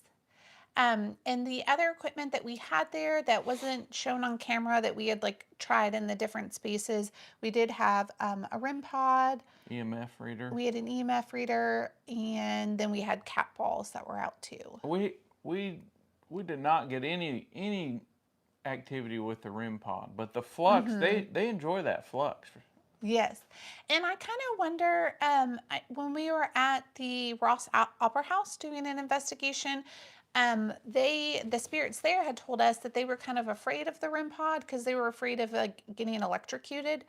And so like we had tried to like reassure them, but again, they mainly use the flux and the cat balls there. So I just kind of wonder, like, in our experience, sometimes the spirits we interact with, do they feel the same way? Like, do they not use the REM pod as much with us because they're afraid of like getting electrocuted, even though we're like, no, it's fine. And like we That's show all. them and like reassure them. But just in our experience with most of the spirits we've talked with, we usually don't get as much interaction with the REM pod. Yeah, because at the theater, you saw they used the flux multiple times, but they did not set that off. Mm-hmm. A couple of the questions that came through while we were talking. Hmm. Um, this was from earlier. I skipped over it. Sorry, Sarah. She asked, "Do you see yourselves coming to the UK? As I have a few people that would love to meet you." Really? Who said that? Sarah. Sarah? Yeah. Yeah. You go drive. You gotta drive us around though. You gotta be our chauffeur. You gotta be our PJ Yes. of there. Yeah. Yes. And then they had said so beautiful regarding talking about the butterflies. And then Sherry said, "That's great. The more subscribers, the better. Welcome, Ireland people." And then Sarah had said, "Kerrygold Irish butter." Oh, that's the best butter too. And Sherry did say a really sweet comment earlier that I missed. Um, she had said, "That trip was for the two of you, not us. We're lucky you took us with you, and the videos we got to see were just amazing." So I think Thank you. she had said that when we were talking about the filming. Oh yeah, Yeah. thank you, Miss Shea. And we knew you guys would understand and would feel the exact same way. We just, you gotta obviously you gotta separate the two. So it's like, yeah, we wanted to do this, try to do the best of both. Yes. So, but yeah, at least you got to see a lot of pictures. And if you go to our Instagram, Mm-hmm. Anywhere South, subscribe there or follow. I think it's called follow. Yes. That's where you can see more of our pictures. Mm-hmm. We post over there pictures and things like that. But yeah, Yeah. there's some pictures from the cemetery where we Mm-hmm. ate the food at the restaurant at the Yes. cemetery. Probably a lot of the places, and I think we took so many pictures there. Yeah, we probably could do another post today after we get done. Just do some more I need to pictures. empty out my photo album on my phone. I got too many pictures in there. Yes. Um, but anything else on that location? Any questions that y'all might have had or anything about that conversation? Yeah. We'll give them a minute to see if there's anything that comes in. I will say it was absolutely stunning there. Just being able to go to locations that were as historic, because in the States, of course, a lot of our history dates back to the 1700s. There is some older history with the Native Americans that we can find, but I would say more common, most of the history that we find is like from the 1700s that we're able to like go see, touch. But so being there and being able to see so much ancient history was just incredible. Yeah. And with that monastery, just the fact that it had been built by hand and Hmm. so much of it was still standing. It was explained to us that a lot of the times with those old ruins, the roofs are removed by the property owners or sometimes even by like the county that now owns them, just because if there's a roof you have to pay a tax. If there's not a roof you don't have to pay taxes, so that's why a lot of the times everything will still be standing except for the roof, is for tax Well, if purposes. it was like that here, I'll tell you this: We'd have no we'd roof. have a convertible home. We just our roof would be the sky. Hey, get out of taxes, just take the roof off. That's okay. Yes. We can do that. um Nancy said, "I enjoy your Instagram." Tara said, "Looking forward to what's next." Sherry said, "That's so wonderful for both of you and for PJ to experience the event and to hear you both tell him the butterfly was your mom's spirit. Amazingly cool." And then Sarah said, "The rest of my kids want to meet you." Oh, that would be fantastic. Yes, that Yes. we're excited for that. Yeah, Yes. we love it when you share the pictures with us on Instagram. Yes. Seeing your family, it's incredible. Yes. She said, "We've met one and there's 5 others." All right, Yes. five. So you had six 6. kids. Okay, Yeah. I didn't realize that. Okay, Yeah.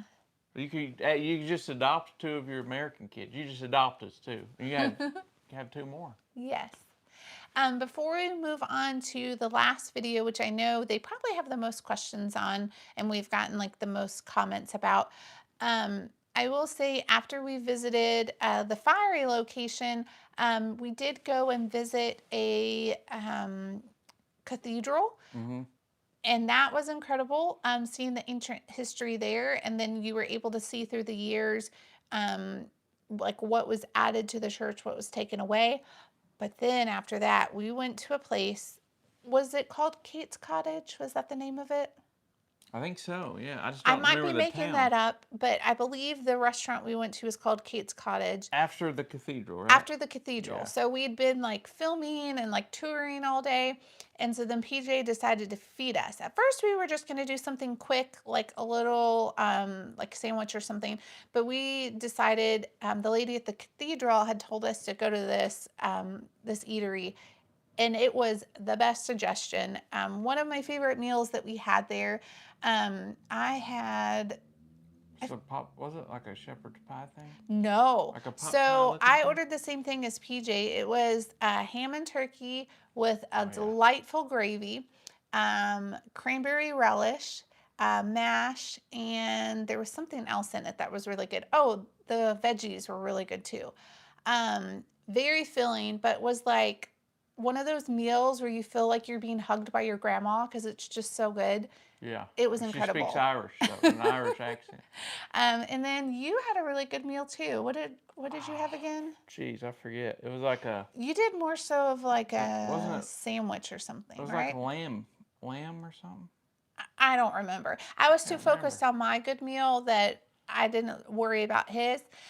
But Until it came then, to my dessert, and then she wanted to still have my dessert. It's so ridiculous. then we originally decided with dessert because everything there was like homemade. So it was kind of a hard decision of what to get. So originally we were going to get two different things and share them, but then there was no sharing. I think we each had a bite of each, and that was it because they were just too good. But I got like a sticky toffee cake, and Oh, yeah. then you had gotten, The blackberry cobbler thing. yeah, and it was incredible. It was good. And then I had a little bit of coffee there. Had to get an espresso, but that just like topped off the meal. So I do have to mention that because we were talking about food earlier, and that was just, oh, it was a delicious meal. And it was local. It was all It was like local made ice cream, like homemade, like straight from the. oh yeah, straight Josh from the just cow. came with ice cream, Yeah, and it was like it was the best. creamy and delicious. Yeah. So It was good. yeah. So if y'all are ever out in County Kerry, I believe it's called Kate's Cottage.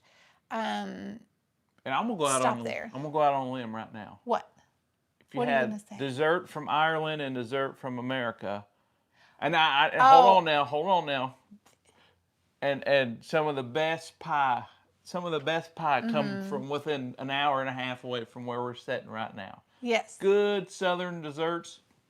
I will take Irish dessert Yes. any day over 100%. because it's sweet, but it's not. It's not like overly. I can't do too sweet. Yeah, we can't do that. So it's like it's just the perfect amount of sweetness, and it's not too like.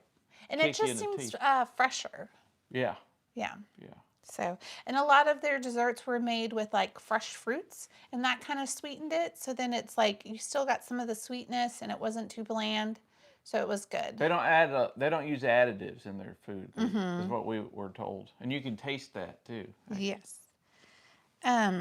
Sherry said, I did 2 cartwheels after I ate that cobbler, by the way. 2. I almost took a nap after my meal because I was just so happy, but we kept going. I think we, Wait, is that the place? Remember when I played a joke, the prosthetic finger joke? I always like. Yes, you I had did. these 2 old ladies.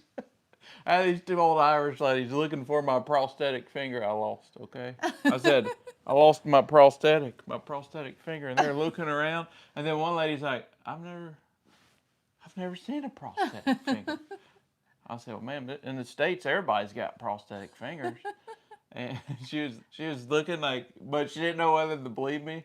And then I couldn't hold it in no more. Of course, Kelsey, she snitches on me every time I fib. I don't intentionally snitch. I just start giggling. So then people are like, oh, something's up. They were looking for that prosthetic. I said, guys, those are kind of expensive. I don't know. Could you help me find it?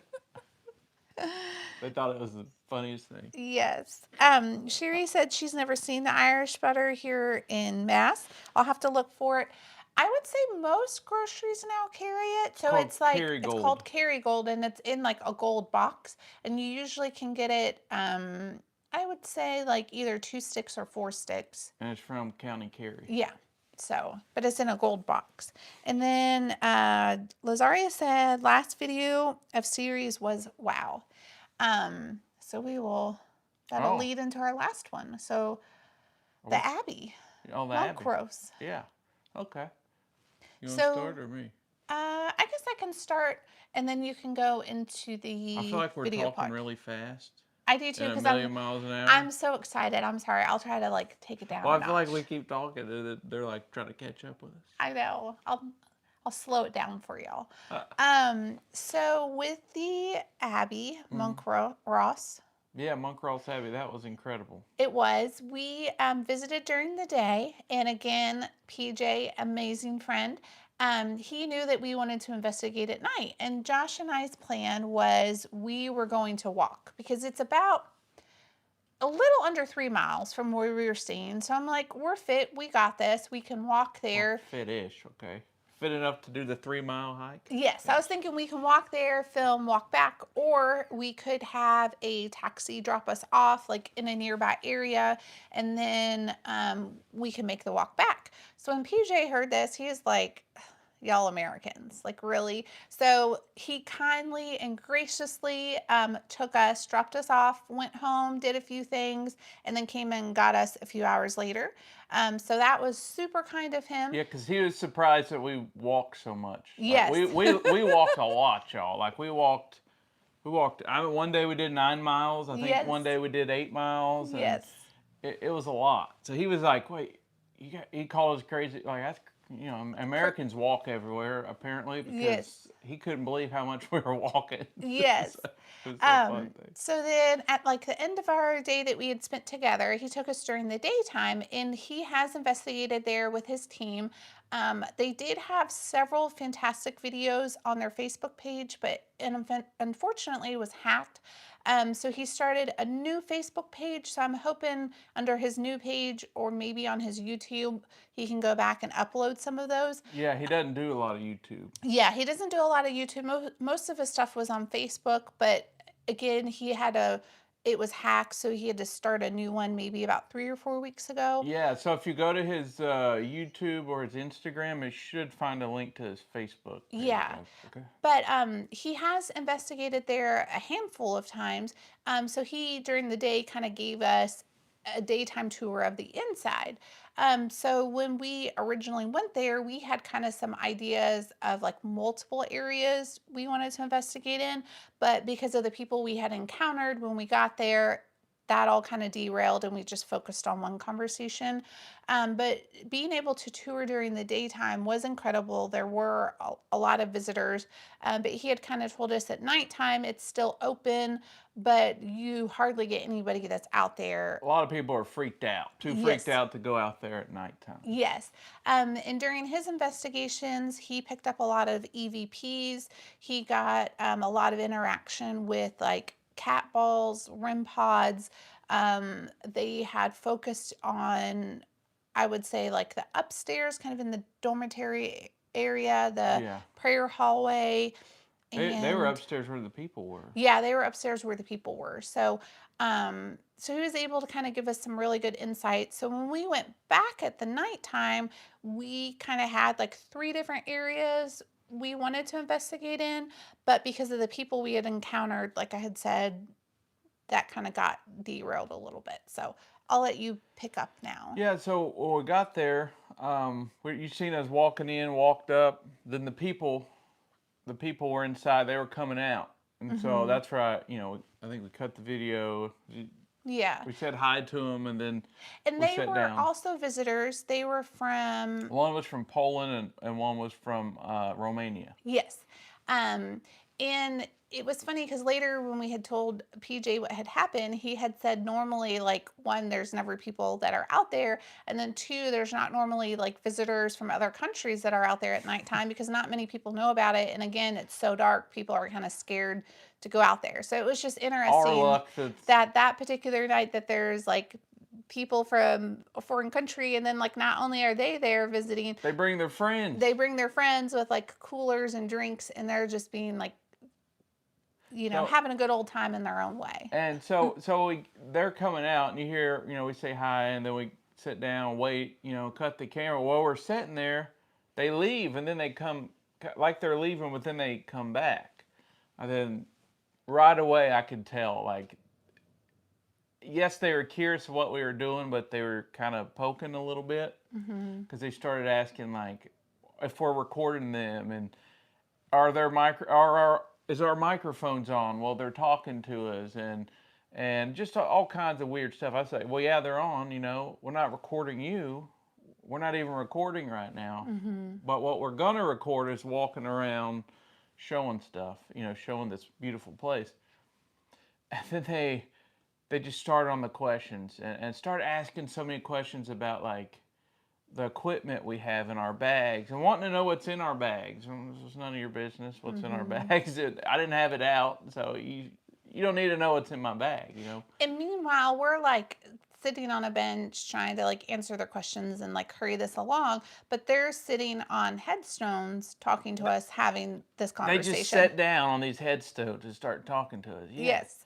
And they're like, so when people die, in America, what do they do with their bodies? And they're asking about death, and then he starts going into spiritual, and then I'll be honest, I don't fully understand what she was asking us. I couldn't understand her too well. It was a language barrier, but he was a little more clear, and they they kept saying something about spirits, and then if spirits are around, and then how it's bad, how ghosts could be bad and it could be evil and just all this stuff. So we're sitting there, and we're like, okay, we'll see you later. Yeah. So finally, we're just like, all right, see ya. So we just get up and we Start walk. walking, and they're still out there, but now they're talking, and they're talking loud. And you guys heard some of that. So we just keep showing you guys around, and we're slowly making our way. Hopefully they leave. Well, then they walk off. They leave. So about, I'd say, within 5 minutes, we're still walking around showing you guys. Then they come back, and this time they had two more people, and they had all the coolers and everything. And they go upstairs. Well, you could hear them hollering. We're down there. We weren't exactly sure where they were. We just knew they were upstairs. Well, they're hollering, and we're not sure what they're yelling at towards us.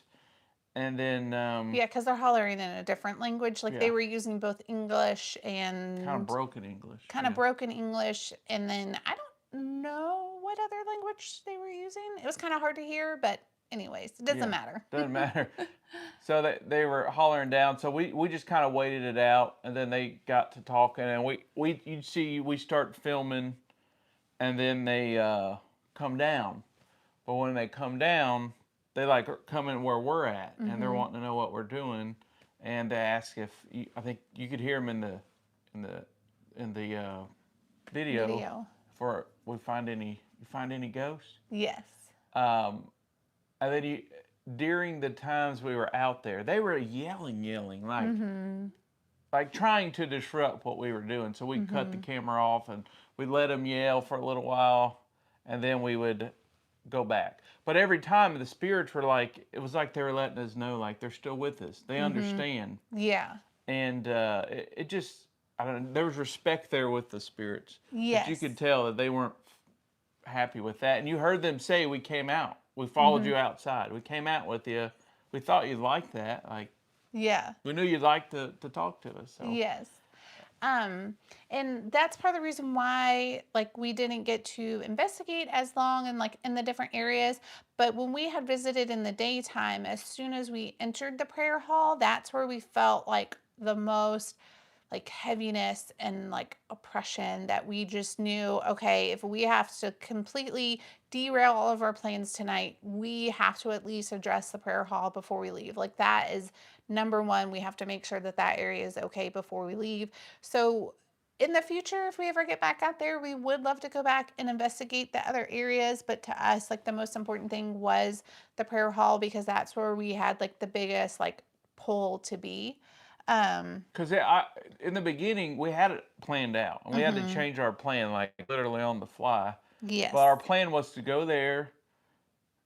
It, they say literally like 1 out of 100 times there's people there Yes. after dark. So we were like, okay, well, we're gonna just double check. If no one's there, here's our plan. We're gonna go in. We're gonna film outside, film in the cemetery, do some conversations, and then we're gonna Mhm. make our way into. I guess that's where the monks' hallway is and all that, and the Mhm. yew tree, and we're gonna film that. We were gonna film upstairs. We were just gonna do a conversation throughout the whole place, Mhm. but we had to change plans quick. So we thought, well, you know what? The most important thing is they're in peace, and where Yes. it felt the saddest, and we're talking sad, y'all. Yeah. It did feel very Like sad. take your breath away sadness. Yeah. So we were like, well, we know what we got to do, so we're gonna Yes. do that first, and then if we can, we'll film the rest. But Yeah. so at least we got that done. So that video was probably going to be a couple parts to it because it was going to be longer, but Mhm. we had to improvise. Yes. Some of the comments that have come in while we've been talking. Um, let's see. Sherry had said that's a lot to do while you're still trying to enjoy your vacation. Enjoying it for both of you was the important part. And then Sarah was talking about like her big, beautiful family that they have. Yeah. Um, and then Joanna said, Josh, I know you were totally respectful when we were talking about like we were trying to be respectful to them and not show our irritation. Yes. Joanna was saying that she knows you were being respectful Thank you, during Miss that Joanna, time. because I was worried. I'm like, I don't want to sound ungrateful in the videos, Yes. like I'm irritated, but there more happened, so I was like, I hope they don't think that we're irritated. Because Yes. I did make a couple comments between us, and I had to make sure I cut that out because I was a Hmm. little ticked off. Yes. It was intentional, and so it's like if you or I see people filming, oh that's neat, you're doing that, have fun, and you're gonna walk off and let them do their thing. Yes. Now these people were yelling, they were trying to cause a problem, and we're trying to just be calm and respectful Hmm. because we knew what we were supposed to do. Yeah. So they can say what they want. It's not gonna throw us off of. I say the mission, I guess. Yes. But yeah, we definitely try to be respectful. There was just a lot, and I hope we didn't come off too irritated. But Yeah. Lazaria said they need to subscribe and watch all. They'll be amazed about what they're missing by goofing off. And then Lee had agreed, very disrespectful, not good. Um, and then Lazaria said, oh, when we were talking about like when they were asking about spirits, she had said, oh, when did you get any spirits? When they had asked, did you get any spirits? We should have said yes. Apparently, there was one right behind you. They would have ran so fast out of there. That was tempting to mess with them a little bit. they seem more like the kind though that would just antagonize more. Yes, Like it yes, wasn't just out of curiosity. It was like, oh, let's see what we can do yes. to really screw with these people. So Thank you, Sarah. She said I name dropped you pair in Dalen's video yesterday and answered her some comments. Thank you. thank you. And then Sherry said, I guess the people there that night had some liquid courage to go. And then Trisha had asked, do you think they were there for a party? I I think so because since they had brought coolers and they I had a were bottle with them, yeah, they had a bottle of bottle with whiskey. them and like they were being so loud. And they had told us that like they were visiting Killarney with some friends. So I feel like for them, they didn't necessarily have like the same level of like respect and reverence for the location that we were at. So for them, it was just like a place that they could go to that would be like a unique experience to have a party. And Yeah, they didn't really understand maybe the significance of like where they were choosing to do that. yeah. They were just like operating Well, they're sitting on headstones Yeah, and just in ignorance, which I don't know. That might be too strong of a word to use, so maybe I shouldn't use that word. But they just weren't like that aware, I guess I should say. awareness. Yeah. Yeah, they lacked Which is awareness. it's so weird though, because in Ireland, like respect is everything. Respect Yes. the elderly. That was great to really see that. Like when an elderly person gets on a bus, everybody up front stands up, pretty much, or at Mhm. least the men do. That's how I was raised. They Mhm. do. They stand up and then she'll sit down. Then everybody else will sit down. Like they'll make sure that the elderly are taken care of. Mhm. And it's the same with headstones and Yes. cemeteries. It's all about respect. There's a Mhm. lot of places where you can't even walk on the grass. If Yeah. you want to, unless I guess you're up visiting a loved one, but you Yeah. can't just walk the rows like you would in the States. Mhm. So that's different for sure. But I appreciate all the respect there too. Yes. I'm sorry. Sarah made me giggle. She said, "I feel bad for sipping my cocktail now." Sarah, you are good. There's nothing wrong with a good cocktail in the right location. Yeah, Kelsey But had cocktails after we left there. Just not in the cemetery when people are filming. That's kind of yeah. seems a little crazy to just throw a party in the middle of the night in the Yes. cemetery when people are there filming. Yes.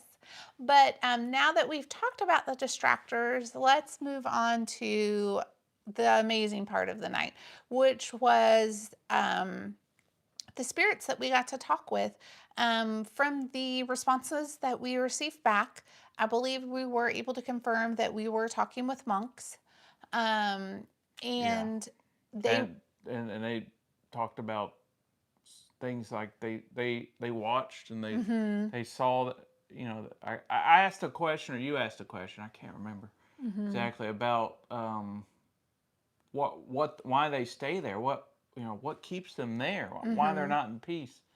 And they talked about not being able to see, which they didn't. They were blindsided mm-hmm, when I believe it was the the English English, came over and killed a lot of them.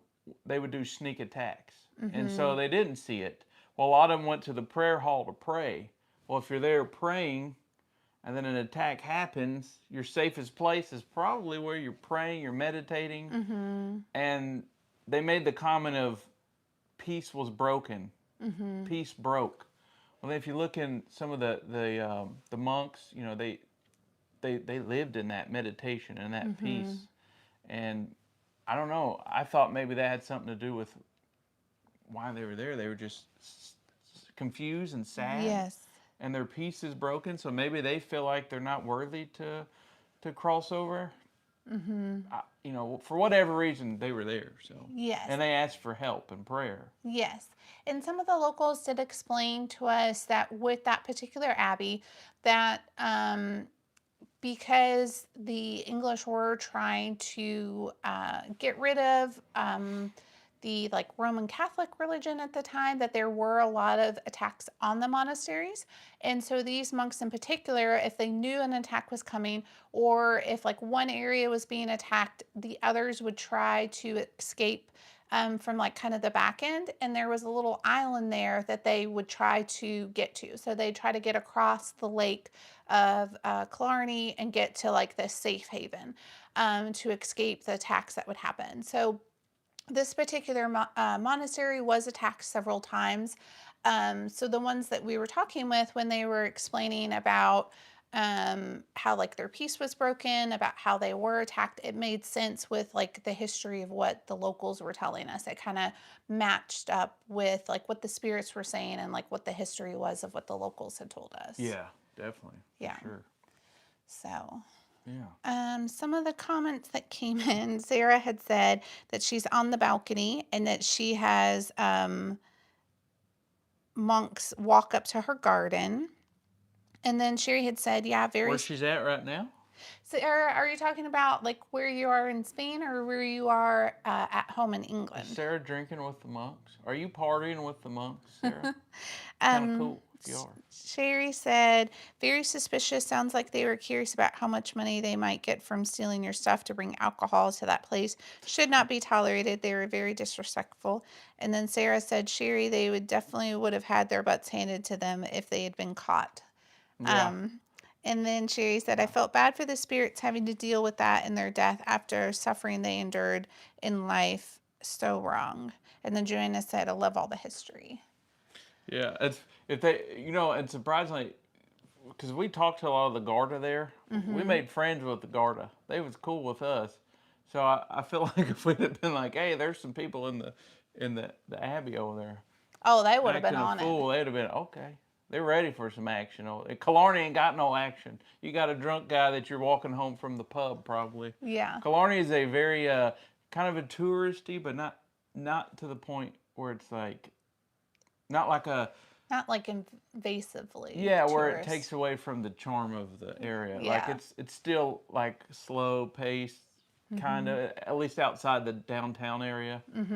It's just still old fashioned Yes. for that for nowadays for Yes. the current times. Yes. But the spirits were very understanding of all of the distractions that were going on. They were able to confirm using the flux that they were there. And we also had the spirit talker going. So we kind of used that as a baseline as we were walking around and filming in the beginning.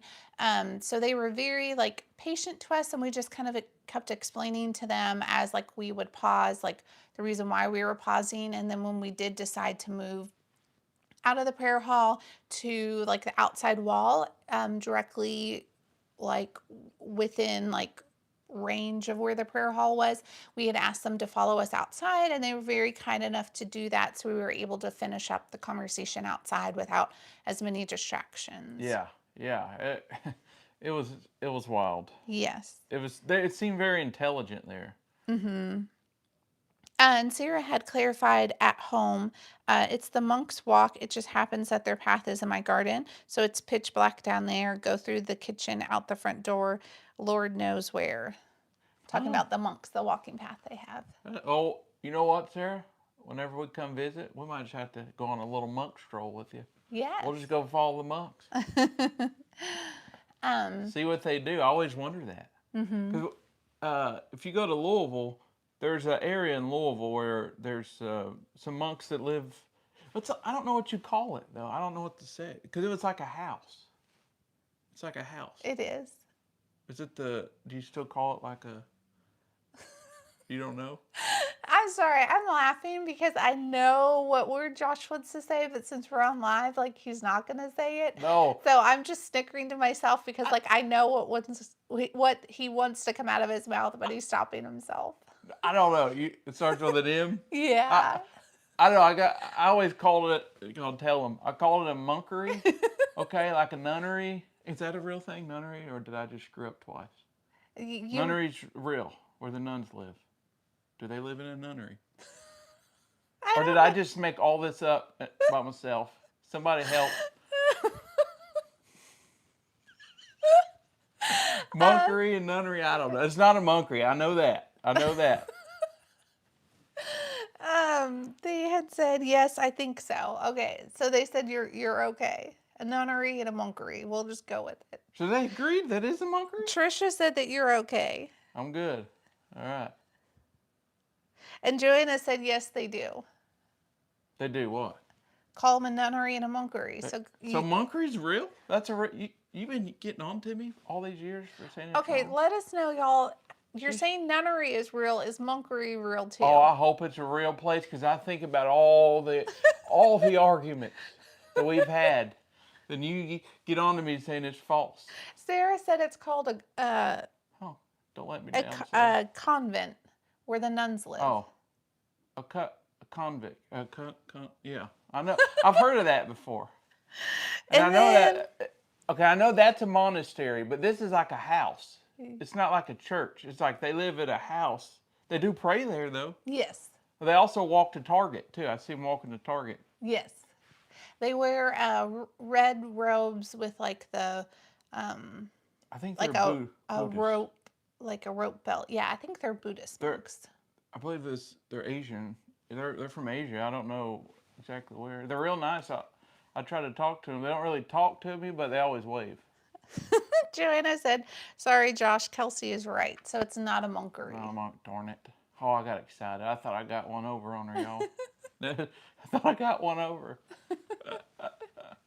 But yeah, so there's. Wait, Uh, you you should know the answer because we went to the monastery and that's where the monks live. So it's not a monkery, it's a I monastery. know that's a monastery. I'm talking about the little house that Well, they live maybe it's in. just called a monastery. We'll just call it You a know what? monastery. You know what we're gonna do? What? Halloween night, we're going trick or treating, and we're gonna walk up there and ring the doorbell, and we'll just ask them. Just ask them. All right. Trisha said nunnery, a community for nuns, convent, a community of religious women, nuns, and sometimes priests and brothers, through the latter is less common. Throw monkery at me, Tricia. And Throw then monkery.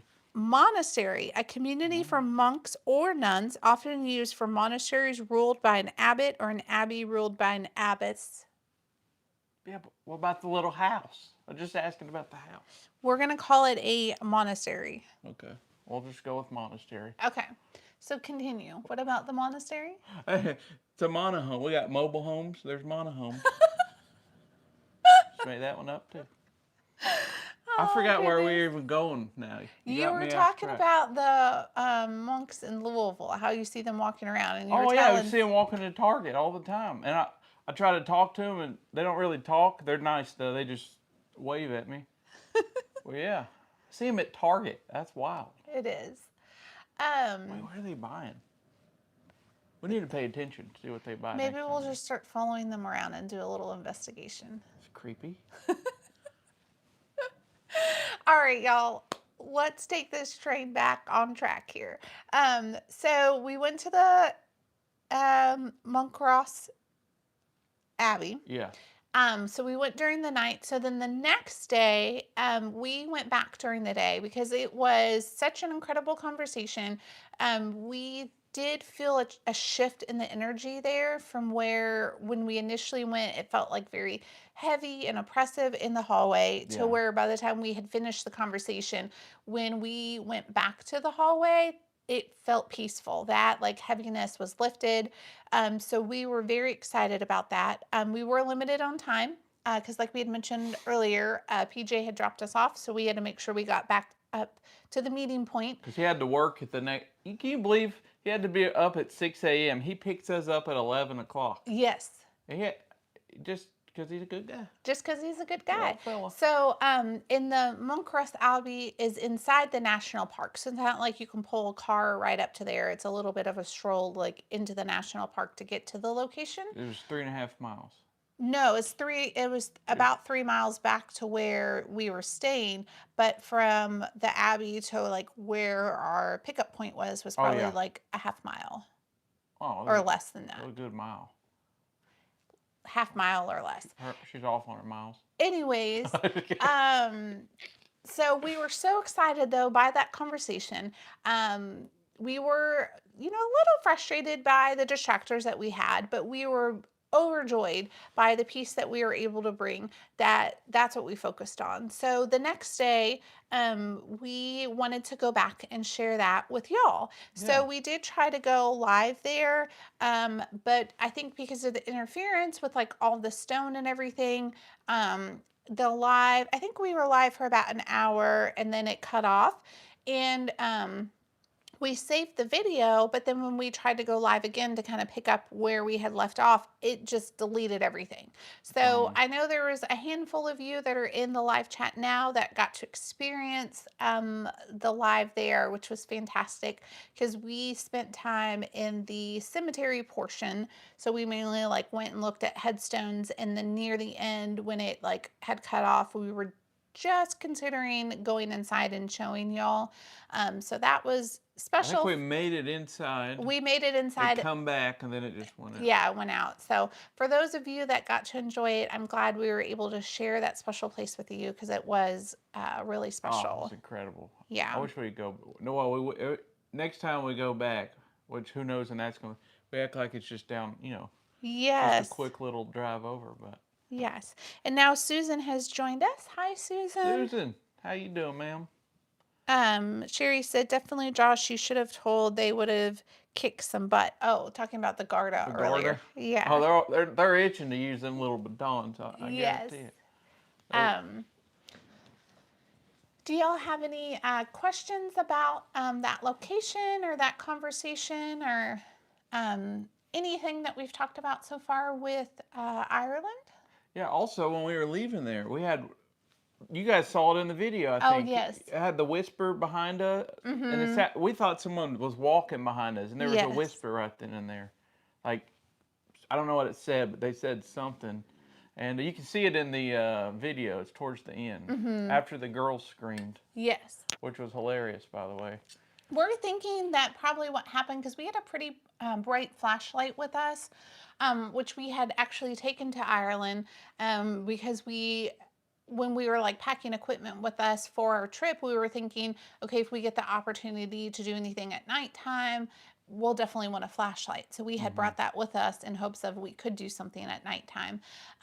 But we were thinking the way that where the Abbey is positioned, where you exit and then like the walking path, there's kind of a patch of like woods. So we're thinking when we were walking and we kind of made that turn toward the walking path that our light Right. probably like flashed over and scared them.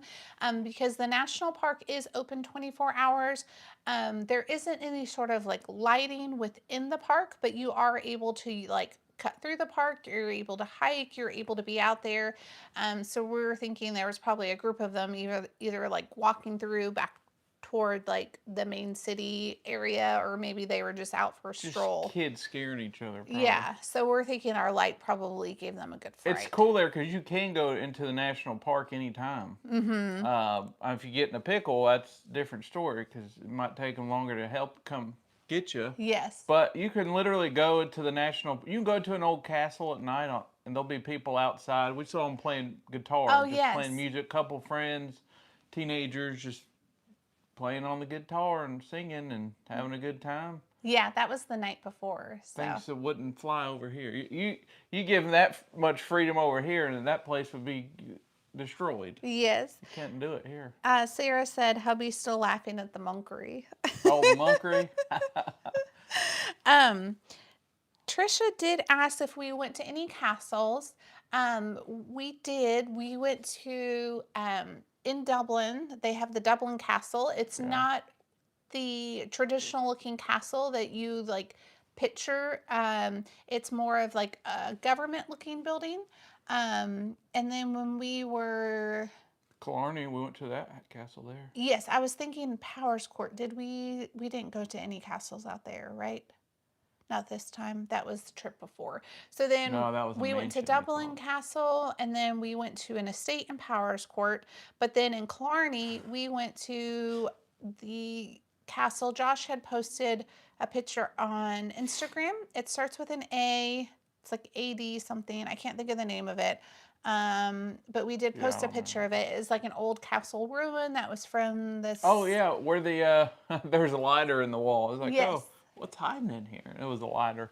Wasn't jewelry. And was it from the 600s? Am I making Something like that. It's from 800. yeah, between 6 and 800. And then we went to the Ross Castle, which the Ross Castle I would say is the most like intact castle that we went to, and is most like what you imagine a castle to look like. And we had visited there during the daytime, and we did go by again at nighttime because there are lights on the outside of the Ross Castle. And so when you go and visit back at nighttime, there's a really beautiful reflection on the Killarney Lake. So I'm really glad that we got to go see that. Did I post that picture? If not, I'll look through and I don't post the think castle so. picture. It turned out really cool. Like I just took some random pictures and it with the light and then the water and the moon. It looked really cool. I'll post that on our Instagram. Yes. Um, And I think that's about all the castles we went to this time. yeah. I think so. Um, It's a little different going to castles in some of those places because, like, if I go to a castle, I don't know, maybe I'm selfish, but I just want to like go to an old castle and then like it's not crowded with people. Like I want to Yes. be able to walk around and like kind of try to put myself in that time period a little bit, like what they Yes. would feel or see. I think this trip was a little bit different. When we went the first time, we had gone in October, and it was for our honeymoon. But October is kind of the beginning of their like winter. So there's not as many like visitors. So then we did kind of have more of those experiences. Whereas this time going in August, even though it was like mid-August, it was like the end of their summer, but it's still their summer. So summer is their busiest time because the days are the longest then. So you can get out and about pretty much from like crack of dawn until like 9 o'clock at night. So you get like the most out of your trip. And then the temperatures are really nice and you don't have as much rain. So going in August was a little bit different because some of the like more historic places that are like famous that you want to see were just a little bit more crowded because it was like the summer tourism. So I would say if you are looking for more of like isolated experience, like where it is just you and maybe a few others to go like outside of the high season. Yeah. So, Yeah. but it was Definitely. still wonderful, still magical, still incredible. Highly recommend going. Yeah. Yeah. I'd do it all over again. Yes. And we did, so there is the Monkcross Abbey and then the house. What's the proper name of the house? That's also in the park, not far from there. I know. We walked there. It was like 2 miles away. What's the house called? I don't know. It was a beautiful estate though. And it had big Okay, garden. so Queen Victoria, was it Queen Victoria went there? Queen Victoria did visit there. Yeah. So Josh and I, forgive us, we should have brought notes with We had us. so much history. The problem is we go to so many places and then we do so many conversations and then we get our history kind of runs This in. is why I wrote everything down and I have notes, but I didn't bring my notes with me for this conversation, so forgive me. But if you look up like Monkcross Abbey, this house will come up with it, or if you look up like Clarny, it comes up as like a must visit place.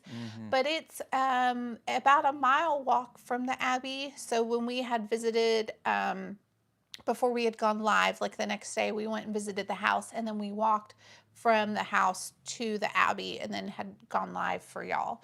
So the house, though, is very interesting. It is right on one of the lakes that is there, and it is absolutely stunning because you have the views of the mountains and then you also have the views of the lakes.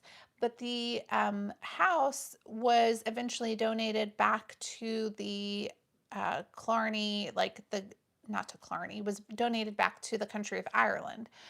So now it's open as like a historic home that you can tour. But there's an American woman that had married an Irishman, and in part of their like final estate, they had donated the home back. But it was very neat visiting that because you got to see throughout the years like different period pieces and everything.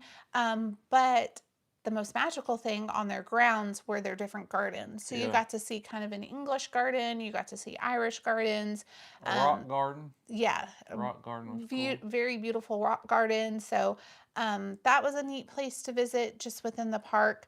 And then another neat home there that we visited is called the Clarny House. That was also donated back to the national park. And through that, it was another American woman who had married an Irishman and had donated He was it the back. architect of the Pentagon. Yes. Yeah. So it was neat because we were able to learn some like American history that we had no idea, we had no clue of while we were in Ireland. And then we learned about a saint that they say he founded America before Christopher Columbus, like 400 years prior. So it's funny because we hear about him there, and then we come here back home, and then we start hearing about the same guy. Yes. And it's like, well, I guess people are starting to learn about this fella. I don't know. Yeah. But at like both of those houses, they're not open for investigation. But from some of like the locals, we had heard stories about both of those locations. But a funny thing that came up while we were there is that like we would hear people say, "Oh, that's a local haunt." Well, here in America, if we hear something's a local haunt, like our little antennas go up and we're like, yeah. oh, paranormal. Okay, that's a local haunt. So then Josh and I kept hearing like about like these local haunts, and we're like, oh my gosh, there's like so many hauntings here. Well, then we learned from another local, like, no, y'all, a local haunt for them is like it's like a local place to go to, like a pub or like a lively place to go to. It's not like actually haunted. So we were like, wow, every place they keep telling us about is haunted. Yes. Like, this is incredible. And Yeah. come to find out, it's different meaning. Yes, so thankfully, we are both very comfortable with talking to local people and finding out information. So we had no problem looking silly when asking about, like, hey, what's up with all these local haunts? Like, they were kind of laughing along with us once we figured out what the real meaning was. Yeah. And I will say culturally, it's different from like towards like the Dublin area Mm-hmm. versus like Killarney. And Yes. so in outside of Dublin, like we would always talk to like some of the older folks, and they would. That's who we connected with the most. That's how we got to learn all these little things and go to these Mm-hmm. little places, or because we Yeah. would talk to some of the older like shop owners, like the lady in the flower shop. Mm-hmm. Um, and then she would tell us, and then that lead us to someone else or a Mm-hmm. new place to check out. It was really really neat there. Yes. And then Trisha had asked, was that the house on Downton Abbey? So I'm a huge Downton Abbey fan. I will admit it. Josh, not so much. He's never watched it, couldn't tell you anything about it, I but tried one time, I fell asleep. I've watched it multiple times. I even recently went and watched the newest movie by myself. Josh did offer to go, but I would not allow him to go with me I was out because of town. Thank you very much. you were out of town, but you had offered to go with me when you got back in town. But I said, no, I only want somebody with me if they're a true fan and lover of the show. Yeah. Otherwise, don't waste your time or money. Don't worry, I won't. I won't. So, anyways, the castle that you are speaking of is actually in the UK. I don't know exactly which town that it's in, but it is outside of London. And they have an Instagram page. It starts with an H. Hold on, I'll pull it up for you really quick. So that way you have it. But that's over in England, not in Ireland. It is called, this is very important information. It's very important. Highclere. It's Clere. How the heck did you find that on Instagram? Because I follow them because I'm completely obsessed with it. Oh. Because it is my dream. So Sarah, listen up. This is one of my dreams. Oh, Sarah, you better hope you love We'll Downton probably Abbey. we'll probably have to leave Josh behind, Yeah. but I would love to go there and have high tea because some days they do open, especially during the summer months, and then around Christmas time they open up for high tea. So I'd love to go and take a tour and do high tea. And then back in the day when when Downton Abbey was like a running show, they used to have like watch parties and they dress up in period clothes and then they'd have high tea. They don't do that anymore since there's not any new shows that are on, but they still do the high tea. So I would like to go there. Add that to our itinerary. Yeah, add it on there. Yeah, hopefully you're a fan of Downton Abbey. Trisha's asking Scotland. No, it's not in Scotland. It's in the UK. And then Susan said, I went by myself to watch the movie too. Oh, that makes me happy. Did you enjoy it? It made me feel like should be another one coming. Like there's more that could be said about the Downton Abbey story, but I think that's just me being hopeful because I love the storyline so much. Hey, Sarah, I do watch once She in a said while. it's a date. I'm so excited. Oh, there you go. Go ahead. What's the birthing show? Call the Midwife. Call the Midwife. I have watched that before. I don't watch the birth part because No, he normally leaves the room for that, but Yeah, that is another good one. I got a little weak stomach. We I are, like what's his name, Reggie. yeah, you like Reggie. Yeah, until he gets lost, and then the whole town's looking for Reggie. He's at the park because he got upset at his uncle. I thought Reggie was gone forever. He shows back up. Okay, I scrolled through. I think we caught up with all the comments. So if y'all have any other questions, any comments, anything about Ireland, just let us know. Hey, real quick, while I'm thinking about it, if you and you might already, but if you would share our videos, share our content as much to whoever you can, wherever you can. We're really trying to grow. For whatever reason, the powers that be of the tube don't want us to grow. We get less and less views every week. So it's becoming a little bit of a challenge. We're going to keep at it, and we just ask for your help. if you could just share wherever you can, share it out.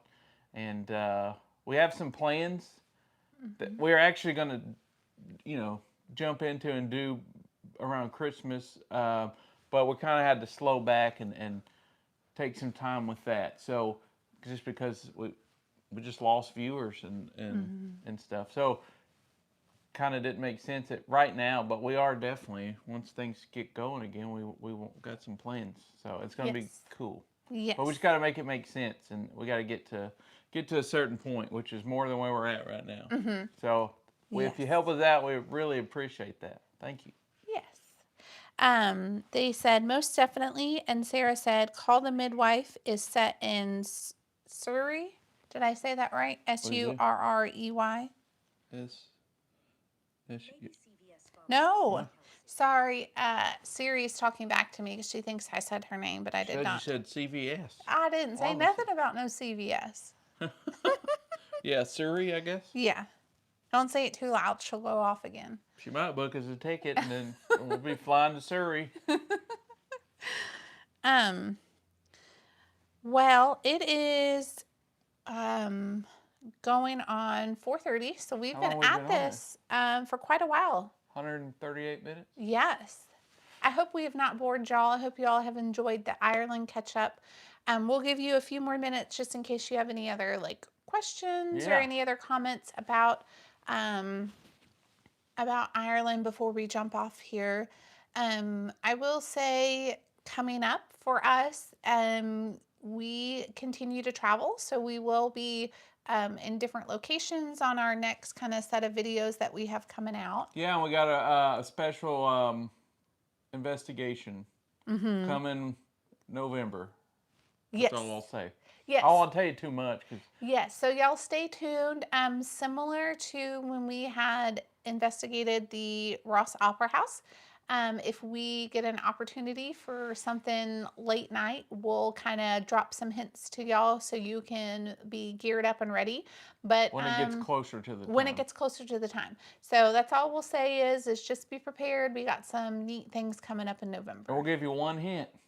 It's not an opera house. No.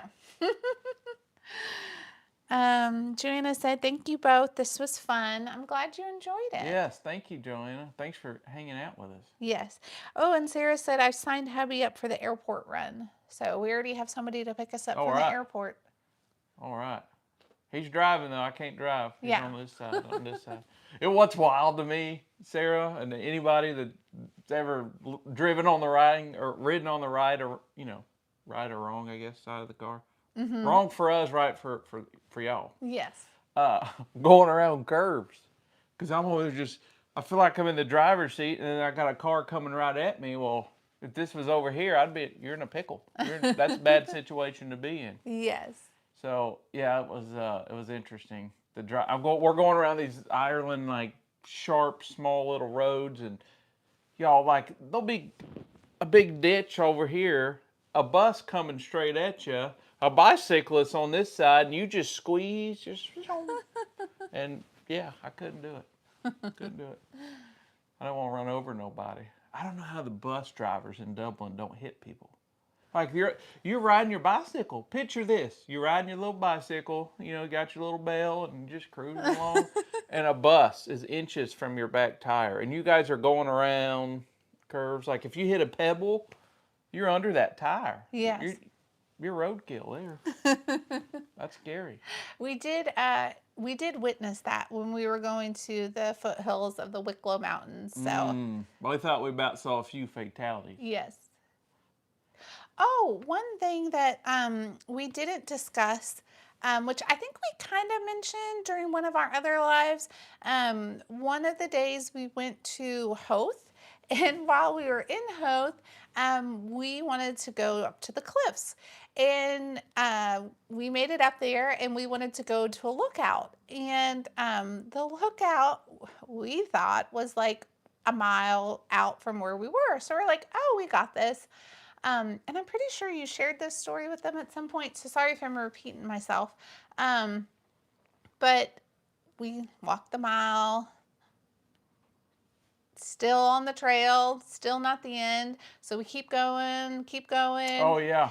And then we end up, by the time we get to the end, like finally make it all the way around, we end up doing 5 miles. Not just a regular old 5 mile walk, y'all. We're talking like hills, up, and then down and around, and she's in a dress. And we're on the edge of a cliff, and I'm in a dress and like sneaker kind of shoes because I thought we were just going out to like a lookout. I didn't know I needed to be in like my hiking gear, like ready for like a real hike. I had no idea. So people were kind of looking at me sideways when we were out there because they're like, what is this lady doing in a dress, like just out here frolicking?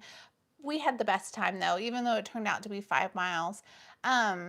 But at the very end of the trail, oh yeah, we come upon a cross, and it was a memorial cross for a gentleman who had lost his life on the cliffs. And we look at the date, and the date that's on the cliffs is so in 2011, Kelsey and I got married 2011, and the week we were there on our honeymoon in 2011, at the same cliffs, walking the same path. It wasn't as developed as it is now, but yeah.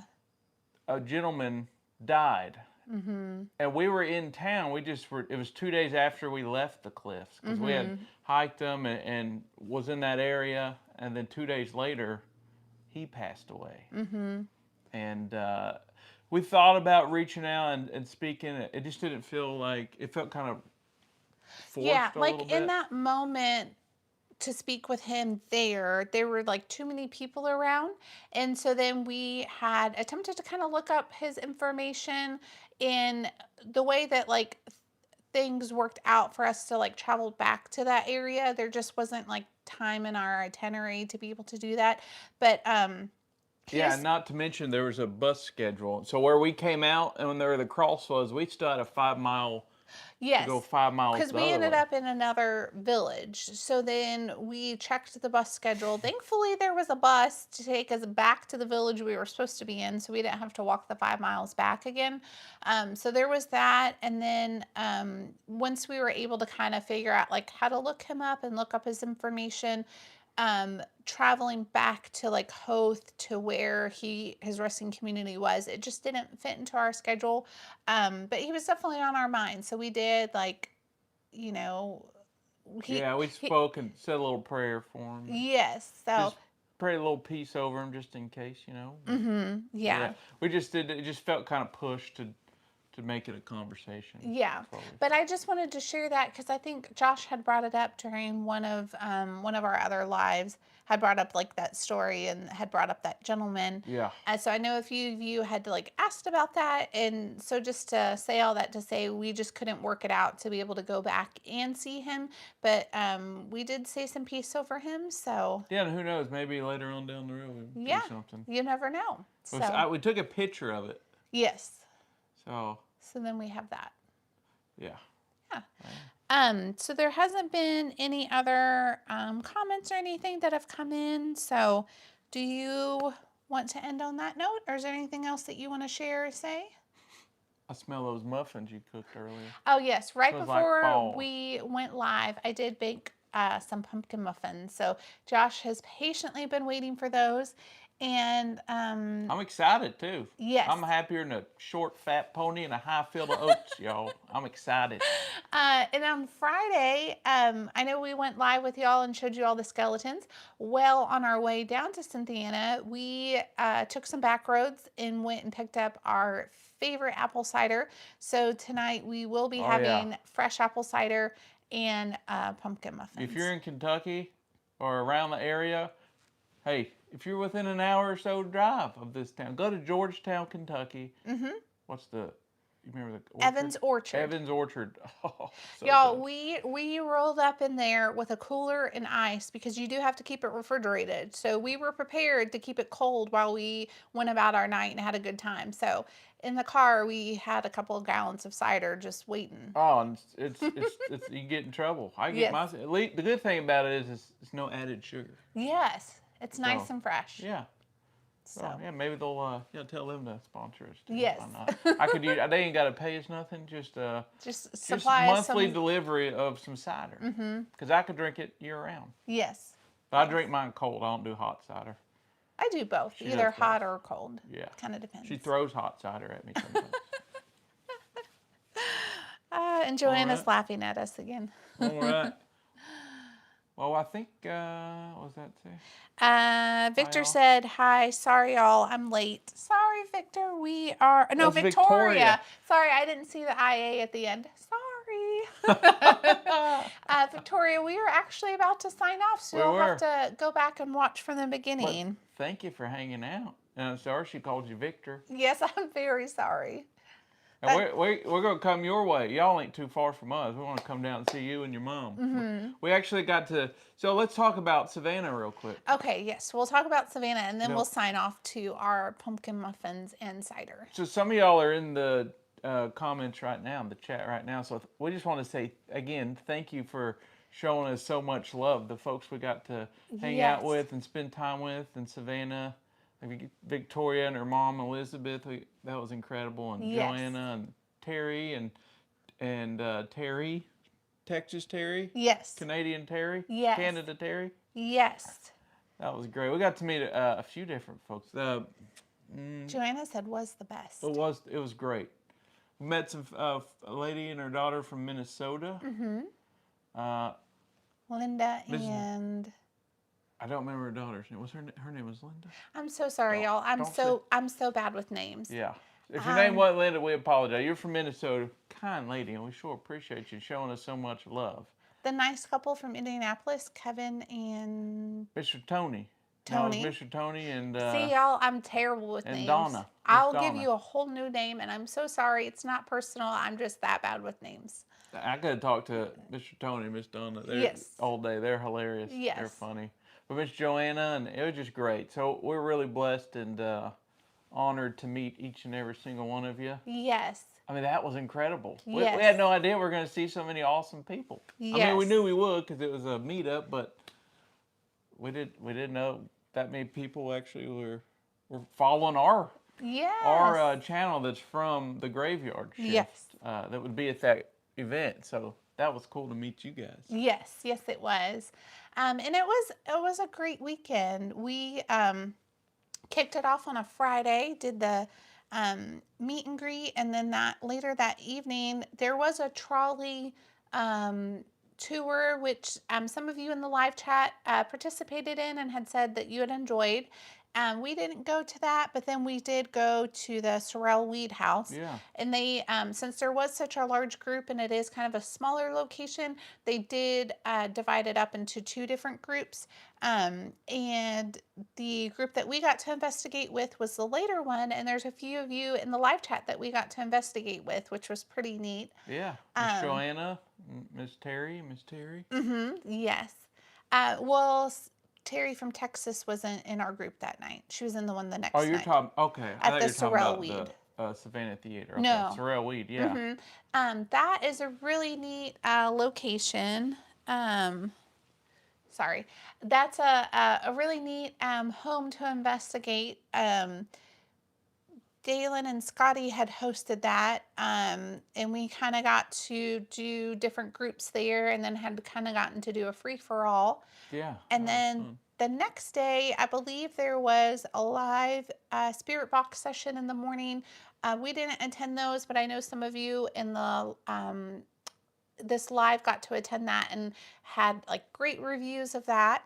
And then there was the gallery reading in the afternoon, and then the Savannah Theater you were just talking about. So it was like a fun, packed, great weekend. For those of you that didn't get to attend, it was really great.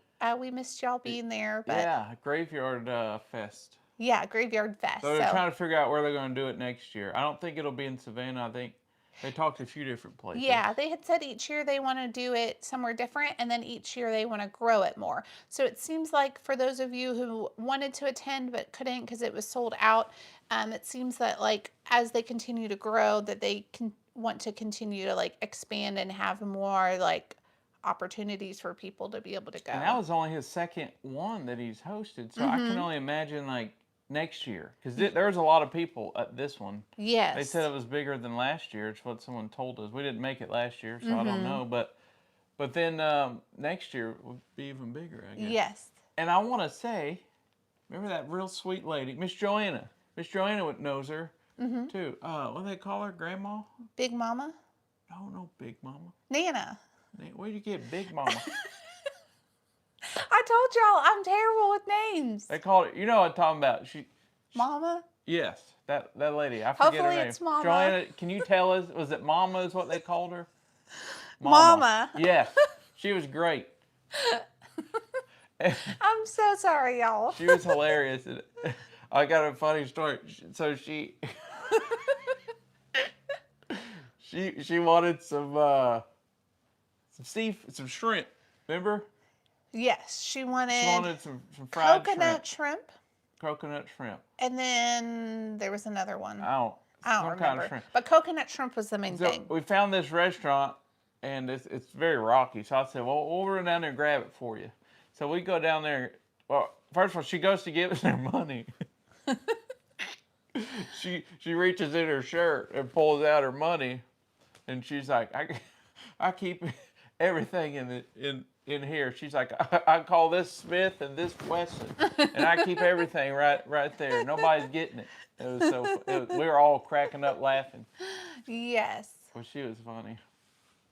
Yeah, she was definitely a highlight for us. But we really enjoyed meeting everybody her. was great. The awesome mother-daughter from Baltimore. They're really nice, really kind. That was great. Yes. There were so many great people that came. And you know what's neat about the graveyard shift and the meetups and all that, and even those of folks that are subscribed to us that aren't part of the graveyard shift, is in this type of community, it's people from all walks of life. You don't have to be this way or this way or this way. You just be yourself, and people are going to accept you. And the ones that don't, they don't matter. But the true people that really care about the paranormal and the peaceful side of things, and people coming together, and we all kind of got a mission to leave this world a little better than when we found it, hopefully, and to be a better person and do better, do the right things, bring some happiness to folks. And so you got a lot of that in the paranormal, from different backgrounds, from different walks of life.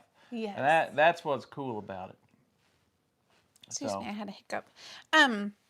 For those of you that are in the live chat, do you mind sharing like a highlight for you during the graveyard shift, like with one of the investigations or the conversations that took place? Was there like an investigation or a conversation that really stood out for you? Or an event that you just really enjoyed, or whatever you took from that. Yeah, because there's a lot of people that didn't get to go that wanted to go, I'm sure. Yeah. I know, I think we got a few messages saying, well, we're not going to make it, but we want to go. Yeah. But yeah, I think my favorite part was meeting so many awesome people. But getting to go with them to a place that meant a lot to us. Yes. It's the Savannah Theater. Like, that was a special place for us. And then after that, it's even more special. Because we had a really awesome time. A lot of powerful things happened at that meetup. So yes. Yeah, it was good. That was my favorite part. Was that your favorite? What's your favorite? Goodness. I would agree with that. I would say being able to share Savannah Theater with so many people in the graveyard shift, and then being able to investigate with the group that we were with at the Savannah Theater was amazing, because it is a very special place in our heart. So being able to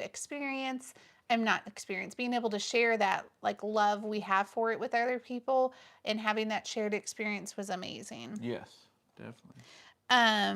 They had said, Victoria had said, we're a really great group. Joanna had said, the prayer with you two, it was meant for me. Gave me goosebumps. And then Victoria said, my favorite part was finally meeting everyone, and also the graveyard spirit box session. Yeah. We didn't get to attend the spirit box session, but we had heard a lot of really great feedback from that. With both sessions, with the early morning and then the one that followed after that. Yeah. Oh, another thing though. One of the best things is we got to share our anniversary with Miss Joanna and Miss Terry Yes. and Miss Terry and all the great people that we met there that support our channel. We got to Yes. share our anniversary with you guys because Yes. it was our anniversary. It was our 14th year anniversary. Yes, it was. See that? I got it. On the day of our anniversary, we went to eat at Alligator Soul, which is one of our favorites. I think we've eaten there. Like, we usually spend our anniversary in Savannah. Yeah. So that's usually where we go. And then we also did a carriage ride. And I will put a plug in for the carriage rides. Locally, they are trying to restrict some of that. So if you enjoy the carriage rides and want to help support them, there is a petition online that you can sign up for if you want to support them and their businesses. Through the it's the carriage company. Yeah, the Savannah Carriage Company. Yeah. So just putting that plug out there. That's all I'll say on that. If you enjoyed that, yeah, then definitely want to support them. They're trying to do away with it and go to like the e-carriages. E-carriages. I don't know what that is. Obviously, it's like an e-bike, but they're wanting to do away with all the horses and all that. So yes. Yeah, if you support that, or if you want to support them, check them out for sure. Yes. They had said happy anniversary. Thank you. Thank you. Also, some of the carriage folks that the carriage drivers follow us. A couple yes. of them do, so they might see this. So we support you guys. Yes. Elizabeth said, I felt how sincere and kind all of the folks were at the fest. I do not do crowds usually, but I had such good fellowship and laughs. Great fun with people who love history and the paranormal. Yes, I agree with that, Elizabeth. I feel like whether you knew people there or if you were just somebody new coming to it, everyone was so welcoming that it didn't matter like where you came from, how long you'd been a part of like the group or anything. Like everyone was all very welcoming and like very interactive and encouraging. So that was a really great part of it. Yeah, and it's neat. I'll share something that was, I won't share who it was or anything, but yeah, something really special happened. We because you know, you filming the videos and putting them out, you hear good comments and you read like amazing comments and feedback, but there's a lot of people that watch your videos and stuff that you know they don't interact. They're not in the chats or the comments. Yeah. Kind of like myself. I don't think until we started this, I never commented on anything. And then you know now I'll do CFan, Lazaria, Tiffany, Dalen, and that. But other than that, I never interacted with people like that. So you forget about like there's more people that appreciate the content than you realize. And we had a lady sweet lady, she was amazing, and she came up to us and told us that she watched our videos through her chemo treatment. She watched I guess what she'd watched the whole time, and it brought her some sort of peace, she said, a peace of mind, and helped her get through those tough times. That blew my mind. Yeah. But we heard a few different heartwarming stories like that. Yes. And that's incredible. And that's really like we just want to just bring some sort of peace and comfort to those that might be going through something or someone who maybe is struggling with the loss of a loved one, or you're struggling with your own, you know, future and when you pass and that, you know, the fears of that. Well, you know, a lot of people struggle with that. So that's kind of just what pushes us to keep doing this. It's amazing feedback, but from both sides, the living and the ones that's crossed over on the other side. It's incredible. Yes. So it's all about peace for us and happiness and yes, bringing some comfort maybe in a tough time. Yes. Then I will say this, and then I guess we can start to wrap up again, because for those of you that have been with us since the start of this, thank you for hanging out with us for so long, because I'm realizing like we're going and going. So sorry. Rambling. Sorry for keeping you so long. But with Savannah, an interesting thing that had happened during the Sorrel Weed investigation is the day before, y'all are going to see this video coming out this week. We'll release some Savannah videos, but Josh and I had filmed at a cemetery the day before, And we had gone there to talk about one of these myths, one of like the local hauntings, about these children that have been heard crying since the 1850s. So we went to find out more information about that. Well, fast forward to the next day at the Sorrel Weed House. We had done the group kind of conversations with both Scotty and with Dalen, and this was like the end of the night where it was kind of a free for all. So Josh and I went back into the house, and we were in the study having a conversation with the spirit, and we were able to kind of piece together that one of the spirits that we had talked to in the cemetery, one of the children that we had interacted with, had come over to the house to like say hello to us and let us know that they were okay. So probably was buried, was connected to the house, was buried, and then when we went to the house, that's he Yes, comes through. because the So cemetery crazy. we were at, the family is buried there. So there is kind of like a little bit of a connection there, but it was just neat, just kind of how that came full circle while we were there.